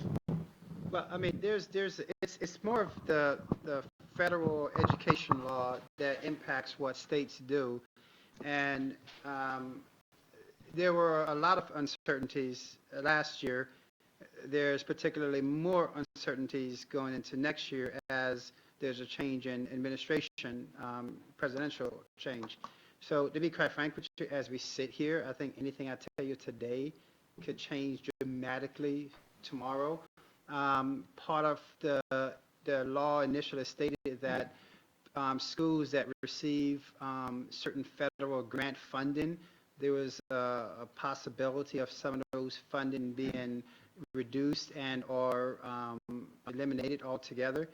The state, New York State, has been, I would say, arguing the point to say that's not fair, so to speak, and so there's been a lot of deliberation about actually what should happen, recognizing in this instance the school district had nothing to do as a school district with the decisions of parents. So that's yet to be seen. And however, the law still says that that's a part of our accountability system, but the state is also in the process of revamping the entire accountability system. So we anticipate that be it next year or probably fast forward another year, we may have a different set of data that we'll be sharing with you that talks about school accountability as we move forward. So in the meantime, are we addressing parental interest in opting out? What are we, Well, you know, or are we letting it rest?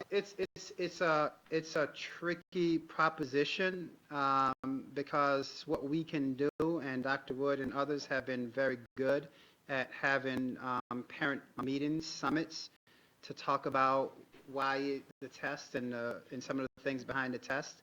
And to some degree, for people who come at it from, I need to understand to help make a better decision, I think we've made some progress. For people come at it from reasons other than that, I think the challenges still exist. However, as a school system, our advocacy is about the quality of education we're providing to students and not get caught into the politics of what people believe or don't believe, because you when you win, you lose, so to speak. And so we have been very strict in terms of our conversation with parents about what benefits do we get from the test results, how does it help us from program planning, curricular design, things of that nature, so we can have a very objective conversation with parents. And so we'll see what happens in this coming year, because we have assessments that will start in March and April again. And so we'll see if we see similar trends in terms of number of kids opting in to take the assessment, so to speak, versus parents who are having their children refuse taking the assessment. Another? Thank you. Mrs. Carmen? Good evening. Yeah, because we're going to sort something out. Tonight you have in front of you the policies from November's policy review meeting. They're being presented for first reading tonight. Do you have any questions regarding any of those? Anybody? Thank you. As usual, if after tonight you read, please share with both myself and Mrs. Carmen. We'll try to address the questions prior to the next business meeting where there's a second reading on the policies. Because there's a lot of policies, and we've been trying to send them in advance. You know what, I say that one question. The duplication of the credentials. Correct. We have that in 2 cases. Correct. Why is that? Because we have to have the safety net options under the graduation requirements, because it is a graduation requirement. But then you have varying credential options for students with disabilities. So we put that into, as you'll see per the memo, we switched it into the individuals with disabilities section so that parents know where they can get that information. If not going this route, then this route. So we can't put that all together with the safety net information? Now, we debated that. Yeah, we debated that because the special education component of that policy is pretty comprehensive. And also when a parent with a student with disability go to look for, and even when we communicate with parents in IEP meetings of that things, and we try to articulate the special education related policies.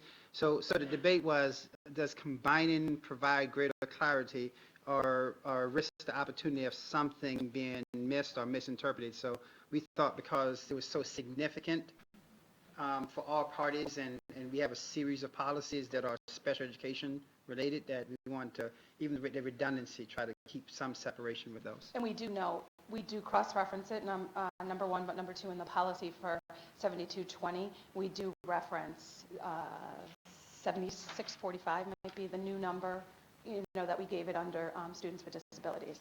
So we reference it. Thank you. Thank you. Let's move over to consent items.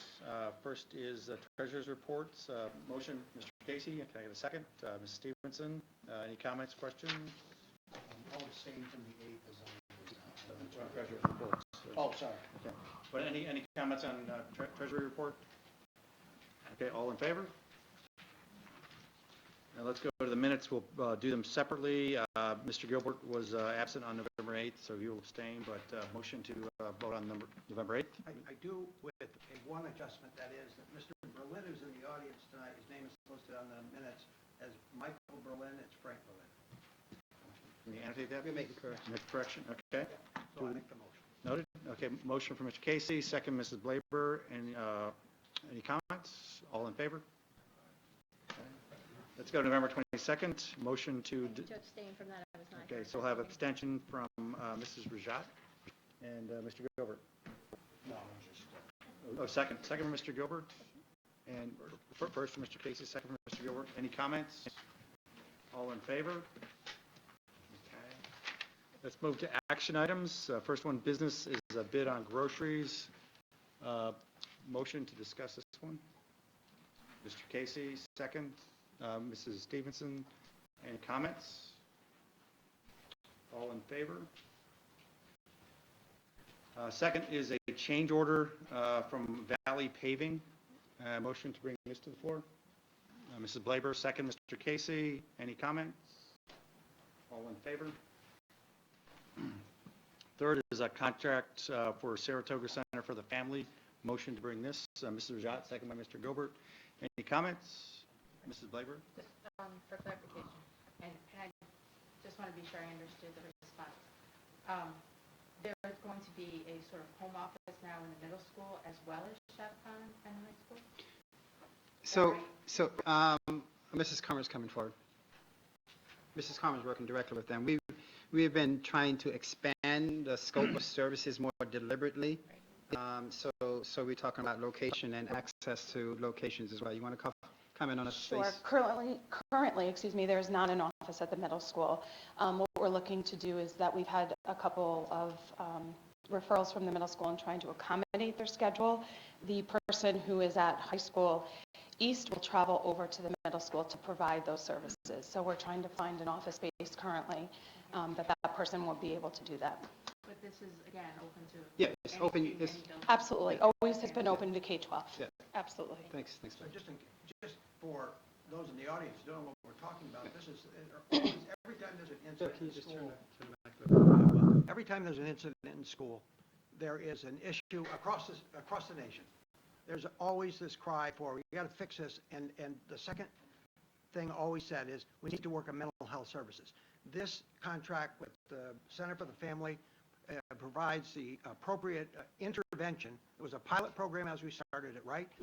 We're looking to expand it so that we have the ability to do the screening at the school level and then make the appropriate recommendations so that we're dealing directly with the mental health services provided to our children, right? That's the description. Thank you.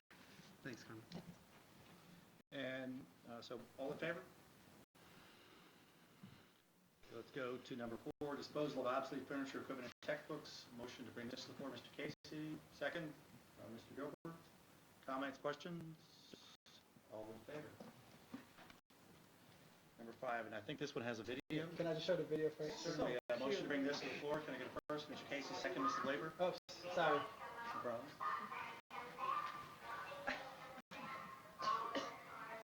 Let's try to see. It's okay. So this is a donation for purposes of people who don't know, back to Mr. Casey's point. The Transportation Department, since Mr. Karam has been on board as director, does a training program for our elementary schools. So we have a team of bus drivers and trainers. They go to every elementary school to talk about bus safety. And particularly now, since we've had some pretty high-profile, unfortunate accidents, talk to kids about even wearing our seatbelts. Even though law doesn't require students to wear seatbelts on buses, we have lap belts on every buses, and we try to encourage. And I use the word encourage because we can't mandate that kids have to put them on. So part of the safety piece is talk about that, talks about appropriate passing when you're getting off the bus, when you're catching the bus, because we also had some high-profile cases of kids trying to run the bus down and getting items caught in the bus doors and things of that nature. So we're very fortunate that a vendor that wants to be unknown, we know who the vendor is, but publicly doesn't want to be known, will donate this a bus bot, if you will, that's a little bit more appealing to young kids because it has the flashing lights. It's narrated by a person, so it's not an automatic tape that we just put in. And we think this will enhance tremendously our training for our young, particularly our K2, K3 population of students. And so just wanted to show the board because we get a lot of donation from things that sometimes you may not see the end result of, but you can kind of get to see some sense of what this robot does for us.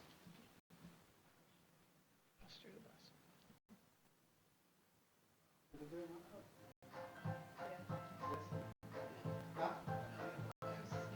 I'm sorry. Okay, help me this time. Oh, you're skipping out to the next video. Yeah, no. That's the one that we do now. Okay, this is completely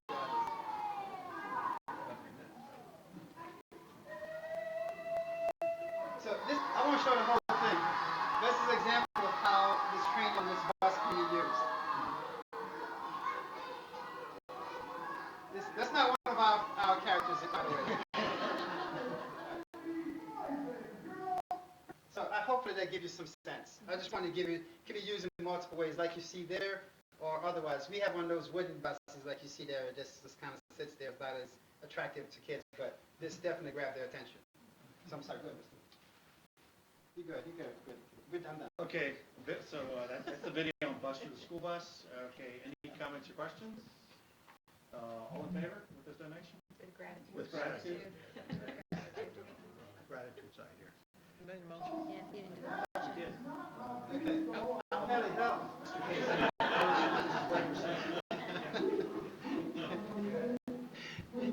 Okay, we got to wait till Buster's done. I'm sorry. Okay, Buster, school bus, a robot. Okay, thank you. Stay there, Pat. All right, moving on to number 6, extension of municipal cooperation agreement, diesel fuel. Motion to bring this one. Okay, Mrs. Rajat, second, Mrs. Stevenson. Any comments or questions? All in favor? And number 7, rental agreement, SPAC graduation. Motion to bring this to the floor. Mr. Casey, second. Mr. DeLallo. Any comments or questions? All in favor? Okay. And at this point, we're coming to number 8, the RFP award. Can we ask for Mr. Rowley to come forward?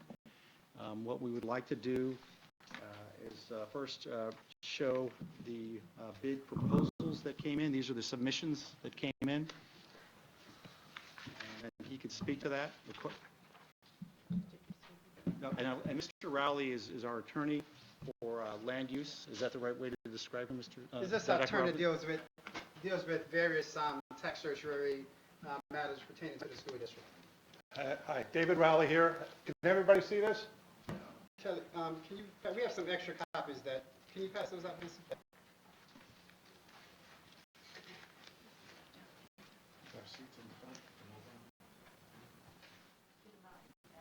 Just pass the whole palette and pass them out.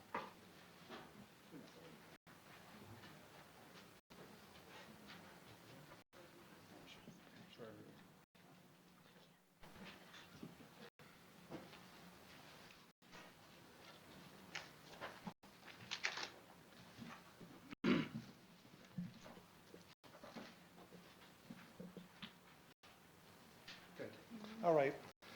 What you have in front of you here is a comparative analysis of the proposals that the district received.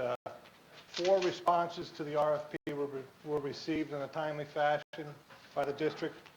The first column that you have there is from an entity called BBL. The second bid received in that column is from DCG. The third column is from an entity called United Group, and the fourth is the town of Clifton Park. The second row indicates the bid price, or what was bid for the property. As you can see, BBL made a bid of $2,050,001. DCG made a bid of $1,529,000.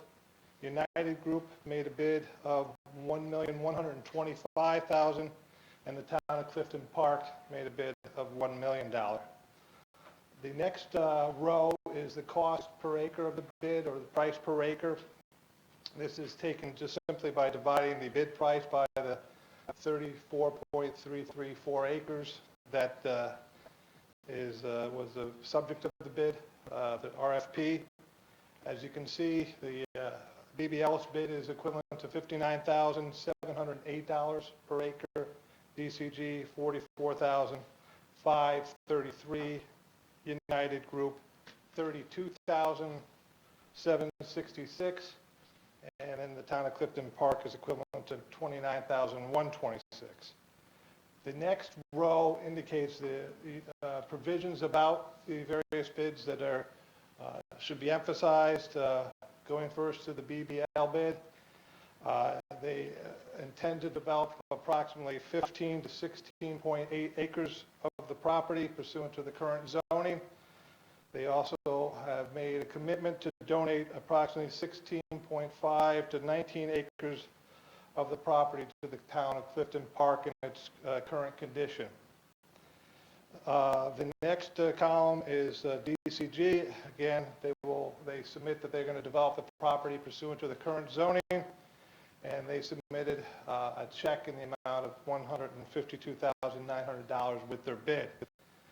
United Group's proposal is they want to construct a senior living residence on the facility, complying with the TC3 zoning, but there were several points of their response that did not comply with the RFP. They had cross-outs. They weren't agreeing to the terms and conditions that were submitted with the RFP.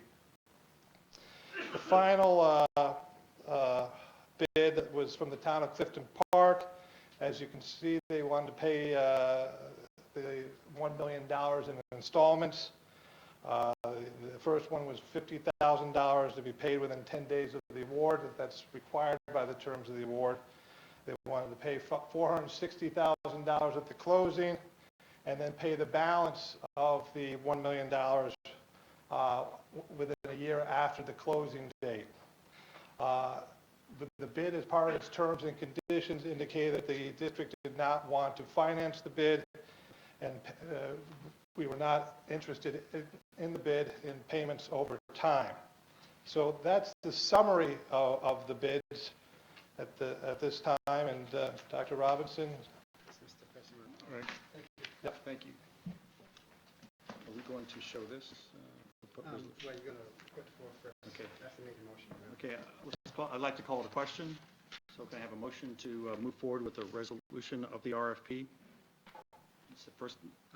Mrs. Ford has a copy of the resolution, so we don't have it on the screen. So I have a first, Mrs. Blaber, any second motion? Mr. DeLallo? Okay. At this point, I know that there's a lot of different perspectives within the board. So what I'll probably do is try to alternate as much as I can so we can bring forward ideas back and forth and show the broad range of interest here. So would anybody like to bring forward their thoughts on this right now? Mrs. Blaber? Can you turn the mic on? We started this process because we anticipate, either due to a programming need or a population need, we're going to need to purchase land. And we started this process of selling this particular piece of land, which we cannot use for a school, in order to raise money. So this board, or some future board, is going to need the resources to build. We don't know exactly what the construction project would be, but we know we're going to need that coming on the horizon. And in order for us to be masters of our own destiny, I feel incumbent upon us to raise those funds with the sale of this property. I can remember when my children were younger and students at Scano that Tasago had students literally in classrooms in the hallways and the closets due to overpopulation. It took 5 years, the natural process of bidding and awards and approvals through state ed to get another school that's Shattuckon now. It is a disservice to our students to know that that need is on the horizon, whether it's due to a population shift, an increase, or due to a desire to change programming at the district. It would be a disservice to our students not to provide those resources. In the bid from BBL, we can have a park, and we can have the resources to provide whatever construction we feel we're going to need coming down the line. I think it would be irresponsible not to take advantage of that. It's not perfect, but it is a reasonable compromise in my mind, and so I will support the resolution. Thank you, Mrs. Blaber. Anybody would like to provide another opinion? Okay, thank you, Mr. Casey. So I am profoundly disappointed that I am in the minority on this board. I think there are flaws in the process, and it's always great. You can go back and say, well, next time. There's no next time with this. This is an irreversible decision that this board is going to make. Irreversible in that a developer is going to come in and develop that 15 to 16 point acres, cut those trees down, put in retail and office space. That's what we were told by the developer. We don't need more of that. We don't need more of it there. We can't get a do-over. We can't go back and look at this, as Mr. Miller said, 5 or 10 years. We can't go back in 3 years and look at it and say, wow, we really messed up on that one. This is an opportunity for this board, and we have not been transparent in this process. The first time that the public has had the opportunity to see what we're talking about is on the screen up here tonight. When we handle policy, as we just did, we looked at policies. We have a procedure. We do a first reading. We list all those policies out. They're available on our website. People can look at them. The board can look at them.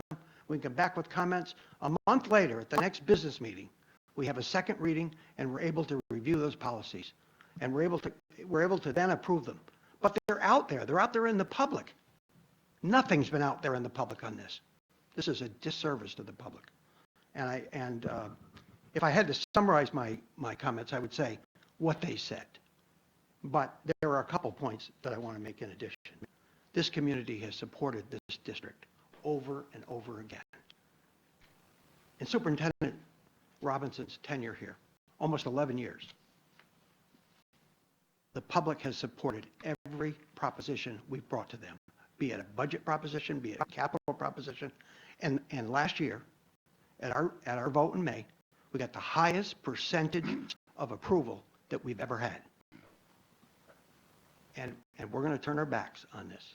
And we're going to say, you want to do this, there's a procedure. You can do this. If we follow 1806 of the education law, we know the procedure. People can go out and petition to bring this to public referendum. The bar is so high. And in my view, I know it's a law, but I think it's unfair for this board and this district to impose this on our public. To say to them that you're going to have, we can't even define the number you're going to need because of questions about who's qualified and who's a registered voter and all those kinds of things. But we're talking probably we'll need double the number of people who voted in our last election, that was 2,700, to ask permission to have a referendum. It doesn't make sense to me. There are other opportunities. We haven't heard from the public on what's up here on the board. They know there's 34 acres, and they want to preserve that. They don't know that we've got a proposal to split half and make some public park Maybe that'll make a difference for people. They can tell from looking up here that there's $1 million difference between the two preferred options, I would say. Preferred options, the option go to the town route or go the private route. I agree with Mr. Miller. I think that's a drop in a bucket, that $1 million difference. And over a period of time, people aren't going to remember that $1 million. What they're going to remember is there's an opportunity lost here. So what am I after? Well, I'm after more transparency, not a promise in the future. I think that's good for now. And the way to do that, and to hear what the public say, we can do a public hearing. We can do a board-initiated referendum. That would cost something. We would have to do something. We would have to do that. We would have to reject the bids and then move forward on a educational law 504 opportunity to allow the public to comment on what we're doing. When we take an action tonight, this is irreversible, period. You know it, and I know it. So what am I asking for? I'm asking for one of you who support this to change your vote. To change your vote, to listen to what these people have said. The Seymours have me. They've lived here 48 years. I don't know how they did it, because Linda and I graduated from college the same year, the same college in Plattsburgh, New York. She beat me down here because I've lived here 47 years. And I can tell you, for this community, this would be a tremendous and a profound loss. And I want to point out one last thing to the board, which I pointed out to you. But I want the public to understand, because we pass policies and people glaze over on those. Tonight, by chance, we have, for second reading, our first policy under second reading is, so it's been approved once. We're looking to sign off, get the final approval tonight.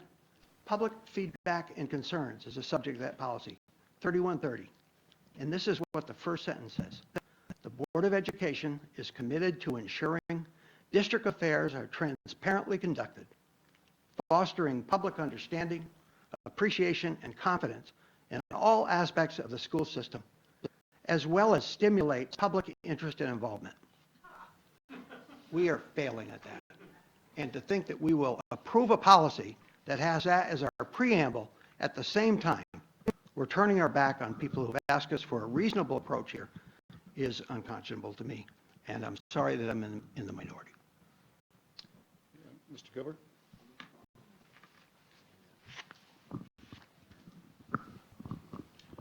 So as Ms. Blaibauer mentioned earlier, the purpose that we were putting this land on the market was to sell it in order to have funds to purchase additional land that's better developable for our future schools. That's not changed. That's our goal, and that has not changed.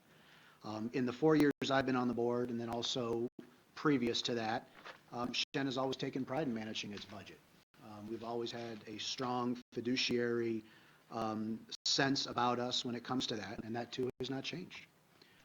We've had a lot of speakers here over the past month or two on this, and we had the petition, has been mentioned, with just over 1,000 or over 1,000 signatures.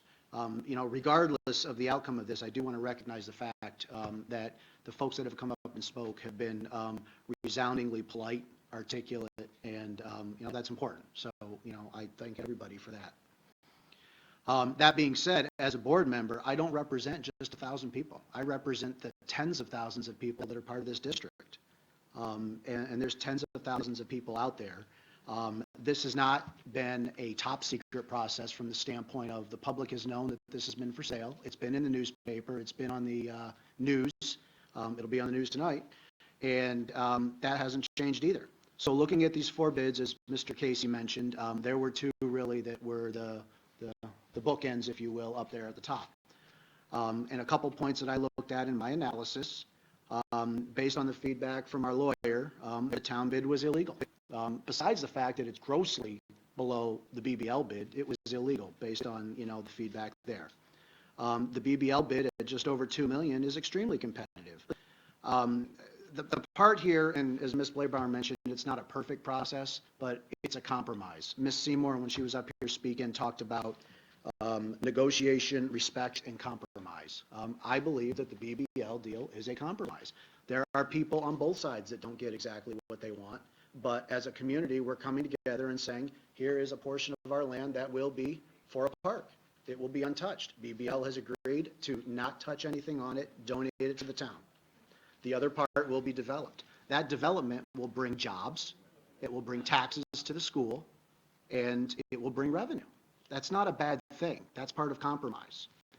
So I'm not going to speak for everybody else. My first priority is to this school district. I wasn't elected by the town. I was elected by the residents of this school district, and my job and my fiduciary responsibility is to this school district. I don't question that one bit. I am cognizant of the community, and at the end, I do feel like this is a compromise. The BBL offer 2 times what the town offered. The town has zoned this as TC3. We didn't make that zoning, the town did. Not only is Shen getting $2 million towards future development for this, the town's getting 17 to 19 acres for free. The town's not paying anything. They're going to look like, golden childs out of this thing. While a part of the population will be unhappy, I do recognize that. Why do I see this as a win for all parties? Shen has $2 million in the bank.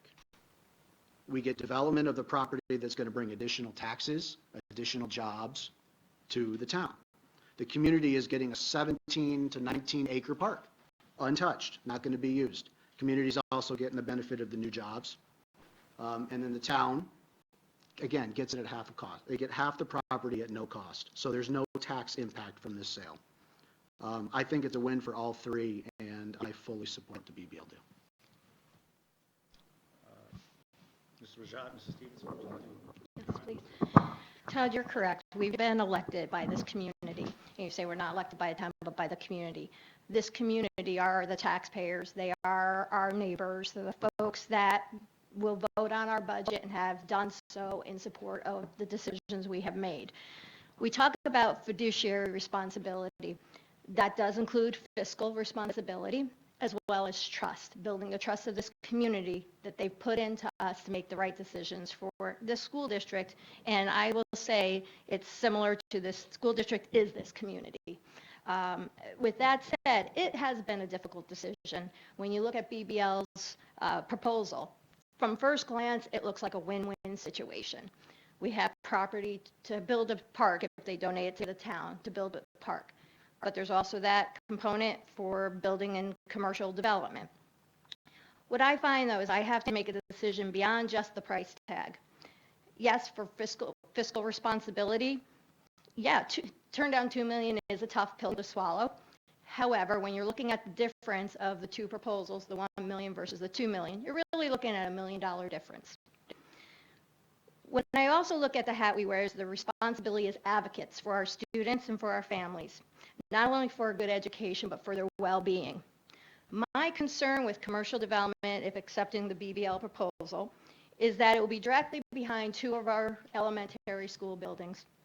There's impact to that, not only taken away from the natural buffer, the nature, the educational opportunities for our students, but also provides other issues such as noise from whatever that retail business is that would go in there. It also provides a safety issue. Looking at what access there will be, whether from Moe Road or wherever those other access points would be to that retail location. Moe Road is already a very busy road. Not only traffic, accidents all the time, been there, done that.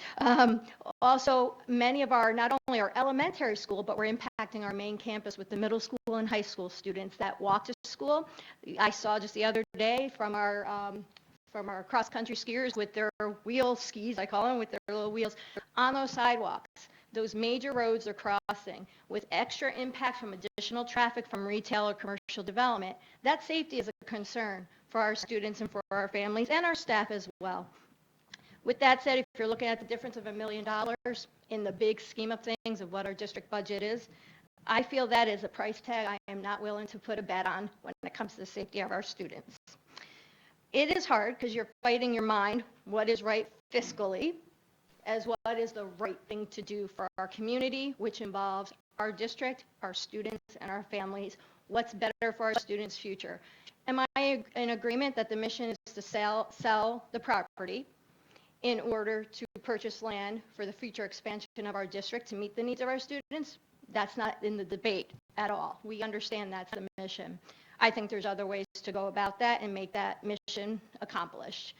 So with that, with many things that Bill also said, I cannot be for this.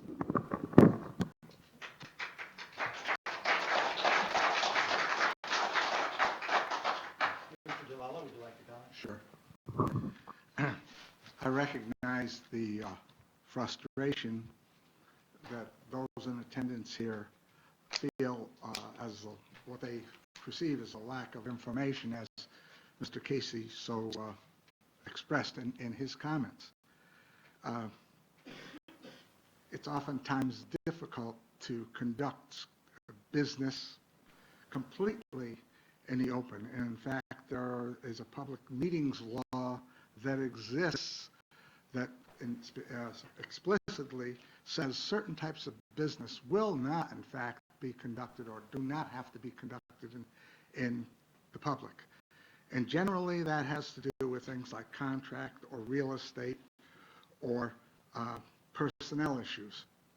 And generally, I would say that the reason for that exclusion from being done in the public has to do with the perception by those who wrote the law that this is actually in the greater good of the public, that the terms and conditions and so forth that are negotiated would be adversely affected by the fact that they were conducted in the public venue.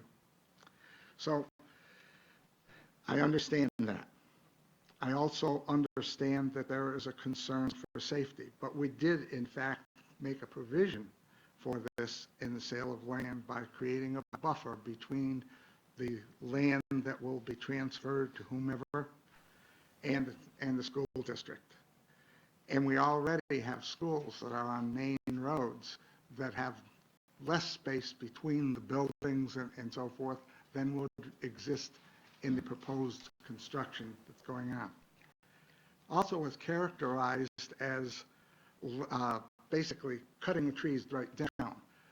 Certainly, there will be removal of trees to accommodate 4 or 5 buildings, but on the other hand, the individual that made an presentation to us talked about the fact that they would try to retain green space in as much of a park-like setting as possible, so there would not be a glaring transition from the area that was developed to the area that was going to be turned over to the town. So I am going to be in favor of accepting the proposal from BBL, and I have 5 reasons for doing it. First of all, they met all the requirements set forth in our request for proposal.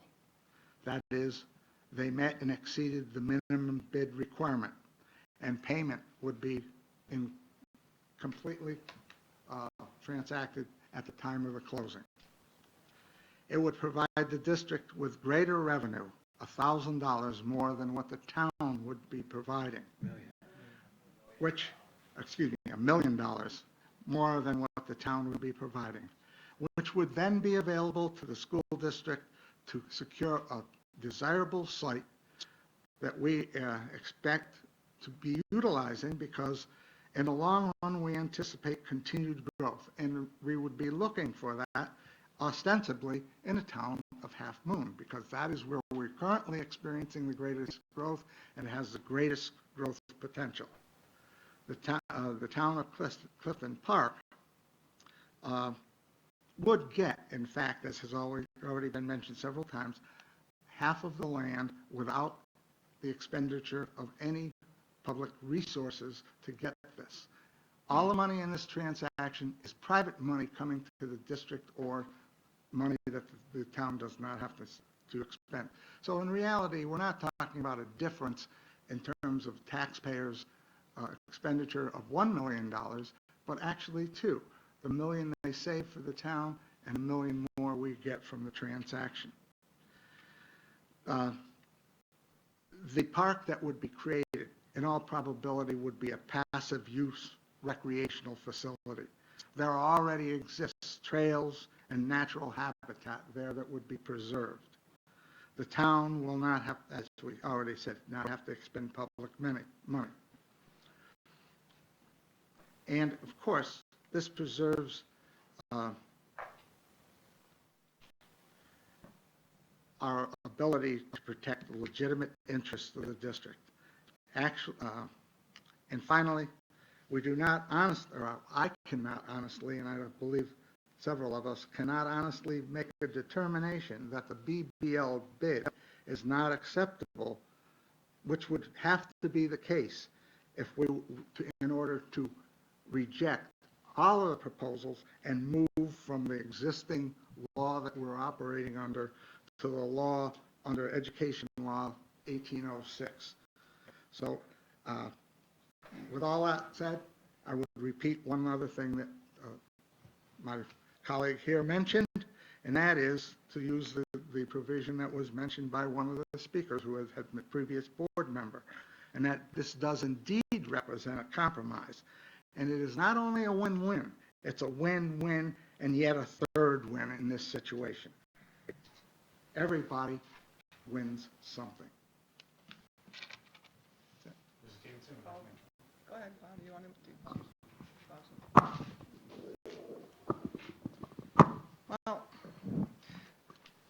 being the new board member and new to this process, and without questioning my integrity, it is unfortunate, I feel, that this process has been drawn out as it has been.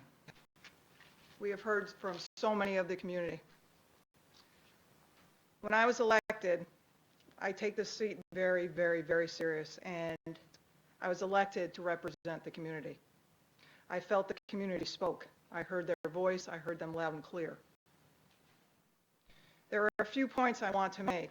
Even though the BBL bid donates 17 to 19 acres of land, we don't know, I mean, I don't feel I understand really the quality of that land that's being given over without that correct process being done. I'm not sure it's the best land to be able to even develop a park. In my own opinion, I'm not sure what Clifton Park will do with that land unless we stipulate. I told Dr. Robinson this before too, and I said to the board, you know, since I was a kindergarten parent, I've heard so many other parents, and myself also, asking about why do we have half-day kindergarten? We got a huge district. Dr. Robinson, being as consistent as he always is, always gave the same answer. We're not there. We're not going to be there, and we're not looking at it. We heard from Futures report last week from a gentleman. The numbers seem flat to me. I don't see it growing exponentially. However, we took the turn, and now we're talking about adding a school, which we had discussed previously. I was not on the board at that time. I feel very strong about the decision, and I'm disappointed that because in the beginning of all of this, we all wanted the park. I mean, we all feel that the park is there, and I think in everybody's conversation here, we're all still talking about that park. But unfortunately, we're not going to see that to fruition. From day one, I was in full support. I have not waned from that. I think we're being short-sighted as a board as a whole. As one of the community members said tonight, once it's gone, it's gone. Bill has said that, I've said that, we've all mentioned it. So I'm disappointed in the outcome, and I will not support this endeavor. Yeah, I support our actions to go with the BBL opportunity. When I looked at the numbers, it's very profound, the difference in the total package compared to what's out there, the other submissions. And this is something that will be denied to the public as part of denying the RFP to all bid participants. I think this is a very complicated issue. You want to look at it from different sides. You probably want to talk to people in your community. But the opportunity to have more than half of this donated at no cost, that will allow the town to use money they probably intended to pay for this to improve the park, so that could be used in this endeavor. And it does allow us to support our longstanding effort to be able to expand our school district as needed. Our enrollment has plateaued since Shattuckon came on board as a school, but prior to that, Shattuckon was the fix to our overcrowded elementary schools. But we expect enrollment to continue. We expect people to be moving here because this is a very successful school district. Families want to be here because this is a great place to raise your kids and set them up for life. This is a big draw, and more people will want to be here because it's a successful school district. And when that happens and when that builds, we need some options in terms of land, and the opportunity for Half Moon was there because rightfully it's the place where we see the most growth, and it also allows us to move some of the school district away from this exit 9 massive traffic. So it was a well thought out decision. In 2011, prior to me showing up on the board, we had our Futures Committee develop a report. I looked at it upon coming into the board, and it was very clear. The overriding statement, and I recommend if you're interested to go find that report, but the overall statement was we need some land in the Half Moon area for a school. So this has been communicated to the public, maybe not in a way that everybody understood, but through open meeting laws and showing reports and deliberate thought, it's been brought forward. As this process developed, as the town developed a plan for a town center, we worked with the town and we did upgrade the zoning to TC3. Again, a very public action on our part. Nothing was done behind the scenes. Nothing was done so that people didn't understand it. These are all publicly done things. And as we proceeded with the RFP process, and the RFP process is really one of two things we could have done. We could have brokered with somebody could have come forward, or we could have reached out to somebody, but those brokerage efforts didn't really work out. The RFP process allows us fairly to companies bidding to allow them to present their best offer. And what we have here financially and in terms of this compromise, where at least more than half of it does get retained to what people are asking for, that is being met with this. It's not perfect, but it is something that we think is effective and will work to enhance our education for students. Therefore, I'm voting for it. At this point, are there any other comments or questions? I do want to make one comment, just not to be argumentative, I want people to understand what this vote is.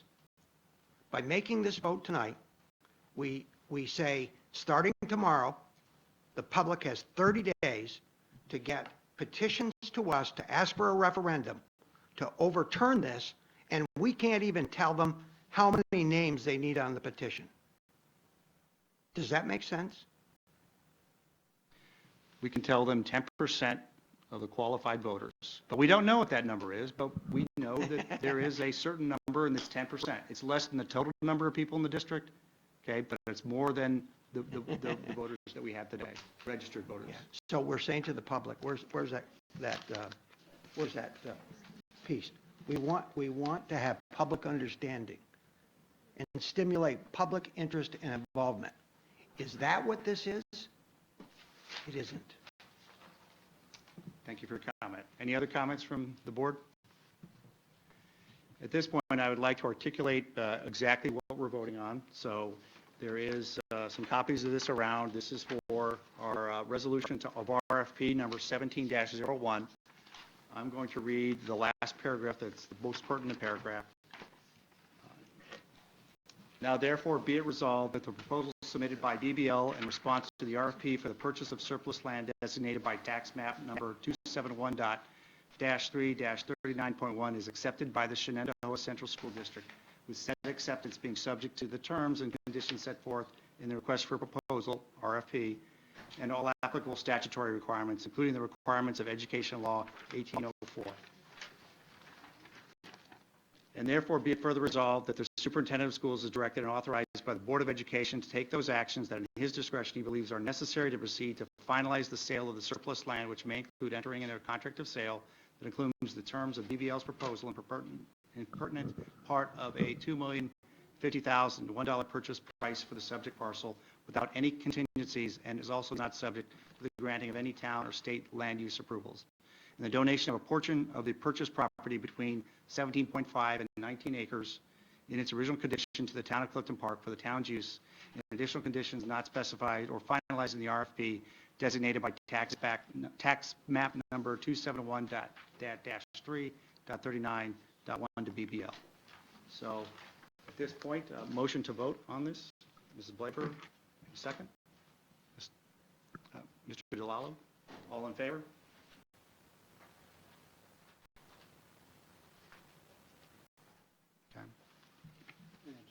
Opposed? Any objections? Motion is passed. At this point, we want to move to action item number 9, scholarships and local donations. Motion to bring this to the floor. Mrs. Blaber, second, Mr. Casey. Any comments or questions? All in favor? With gratitude. Let's move on to action item B, students' acceptance of special education placements, and Mrs. Mylod. Hi. Questions on the recommendations from the Committee on Special Education? No? Call a motion. Mrs. Rajat, Mr. Gilbert, second. All in favor? Motion carried. Let's go to C, personnel, approval of staff recommendations, Mrs. Bush. Good evening. Tonight we have 3 new teachers that we're recommending to come on board in January. Corey Moon for music, Crystal Perno for earth science, and Isaiah Vale, a school counselor at CODA. These were all due to folks taking positions in other districts. And we have 4 retirements on classified staff. Geraldine Jerry Ballin, who is the secretary at CODA after 20 years with the district. James Donahue was a modification of his retirement date, and has been a cleaner in the district for 20 years. Eddie Hernandez, retiring from automotive repair in our transportation department after 18 years. And Pam Loftus is retiring after 15 years, and she currently is principal typist at IMS. Those are our recommendations. We need a motion. Yeah, motion to bring this, Mr. Casey. Any seconds? Mrs. Stevenson? I do have one question, Jill. Of the 3 new certified staff, I noticed that we're starting one at step 8 and one at step 10. I think that's outside what our normal, what's the reason for that? Experience and... So you want to, so it's interesting, the science teacher particularly, she is coming, so she's a state certified master teacher. Right? So we see some benefit not only as a teacher, but her ability to, quite frankly, to serve as a tremendous mentor to our existing teachers. The gentleman who's coming on board as a counselor is also a practicing clinician. Yes. So he brings a different dimension to counseling, and back to your statement, apropos that you actually asked the question, that one of the things that we have been trying to figure out better resources, how do we deal with the mental health issues. He brings a tremendous background for that. In particular, we see a growing need, Mrs. Blaber's question, in the middle school. So we see an opportunity for this gentleman to also provide, again, an additional resource. So when we looked at that, we debated, the staff, and said, what's the added value? So both of those individuals, in addition to years of experience, bring those added dimensions that we thought was worthwhile making the investment in. Thank you. I agree with you. Yeah. Thank you. I have a question about the substitute rate changes. Mhm. What is the basis of that? The minimum wage changing in So it's not January. contractual, No, that's Or minimum response wage to is market. response to market and change, and that's... Motion to vote on this one? We had that. Oh. All in favor? Thank you. Motion carries. Let's go to second reading of policies and regulations. Mrs. Carmen. Thank you. The following policies were presented at the Board of Education meeting on November 8th for first reading and being presented for second reading tonight. A motion to bring this one up. Anyone? Mr. Gilbert, second. Mrs. Rajat, any comments, questions? Yeah, I'm going to vote against this because I look at this first one, and if we're putting policies in place, I presume the first place we look for adherence to the policy is at the board table. So And I don't see it, I'm opposed to that one, to 3130. So this one I'm asking, so the clarification, are you opposed to the entire bunch, or do you want to make a No, motion? I'm opposed to 3130. So you want to modify the motion then, and then we have a separate vote? I didn't make the motion, but I certainly would ask for a modification. Okay, let's modify, bring forward a proposal to modify, motion to just vote on policy 3130 by itself. Yeah. Who made the first motion, Mr. Gilbert? So you're good with that? Okay. Who made the second? Mr. DeLallo? Okay. Any comments on just policy 3130? Christina had the second, actually. Mrs. Rajat had the second, okay. So any comments pertinent to policy 3130? All in favor? I'm sorry, Yeah. you We're got only to stop. voting on policy 3130. To go and revise it, correct? No, separate, as a separate vote, because we're going to vote on the other group as a whole. Approving it right now as it's. Okay, so all in favor for, just for policy 3130? All against? Okay, now you do the rest of the group. Okay. Motion carries. Now let's go to the remainder of the policy, starting with 5670, ending in policy 7216. Motion to bring this to the floor. Mr. Casey, second. Mrs. Stevenson, okay, any comments or questions on this group of policy? Okay, all in favor? Thank you. Thank you. At this point, we can now open up to public comments. Does anybody want to make a comment? Here we have one.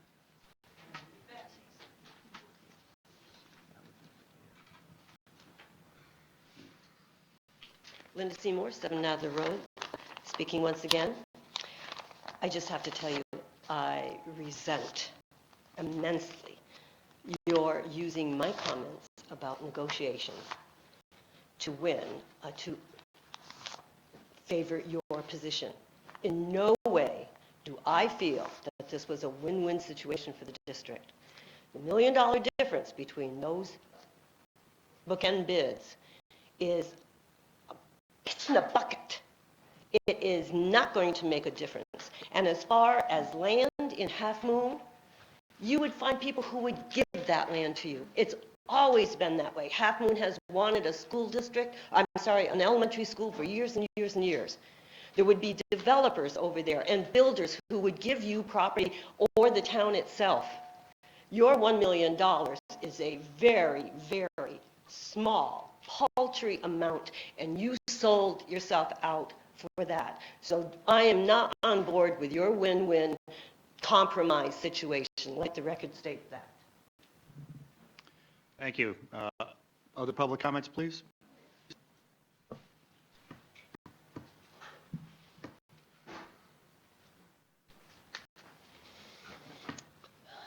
I'm Susan Burton from Rexford, New York, and I am with Friends of Open Space. So Friends of Clifton Park Open Space is disappointed that the school board has made a decision regarding the 34 acres that decimates the potential for a central park in Clifton Park in favor of more development and more congestion in our town center. We do not understand why the school board would choose a developer over its citizens when so many members of the community have voiced a desire to maintain the property for public use, especially considering the public paid for the property in the first place. It saddens us that this opportunity to go with the common good has been replaced with so little transparency and without soliciting any public input with a decision based solely on a one-time purchase price, especially when the Shenendehowa School District underran the recent budget by $5 million. When the long-term benefits of a park are considered, the town's proposal offers substantially more value to the citizens of the district. Plus, the open space benefits of a public park in the town center district only enhance the value of existing commercial properties in the area already.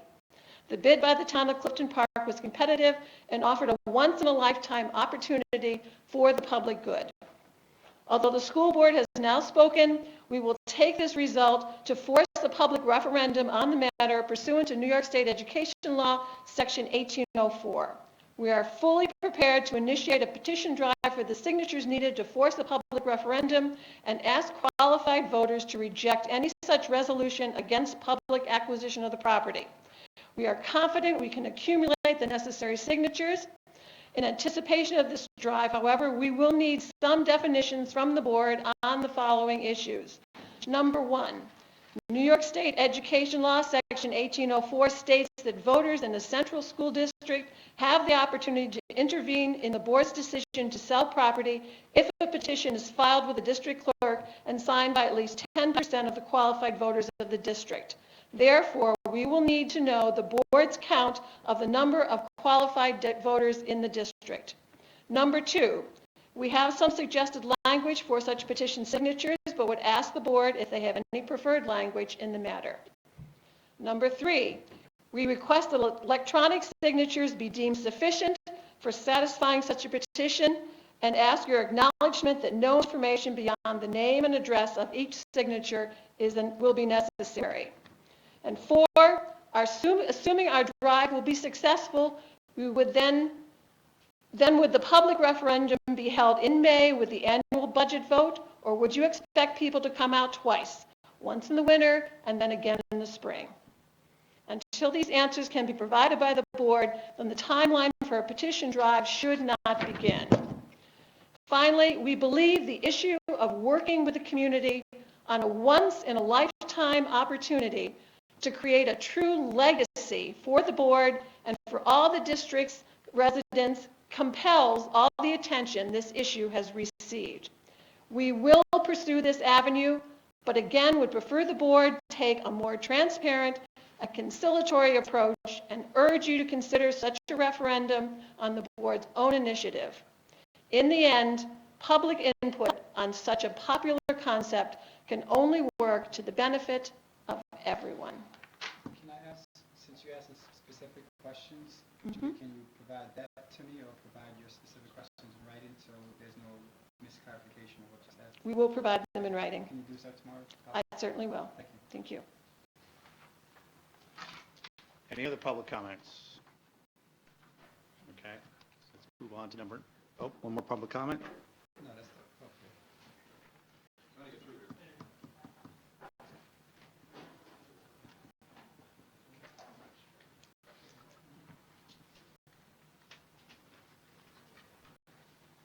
Raymond Seymour again, 7 Adler Road.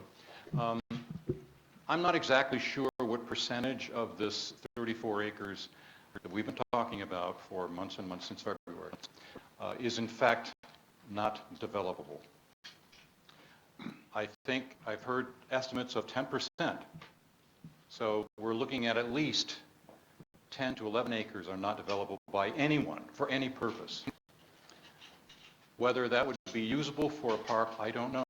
But I will guarantee you this, BBL will make sure that they're not going to be responsible for that portion of the land, the undevelopable portion. So even if you talk about 10% is undevelopable, at least 24 acres, they plan on developing 16 of those 24 acres. Whatever is left, I don't know. I'm not sure that anyone can determine at this table or in town hall if the residual land, the 17.5 acres, is going to be a meaningful park in any stretch of the imagination. So I think if we talk about, well, this is a good compromise, I do not think it's a good compromise at all. Thank you. And another public comment.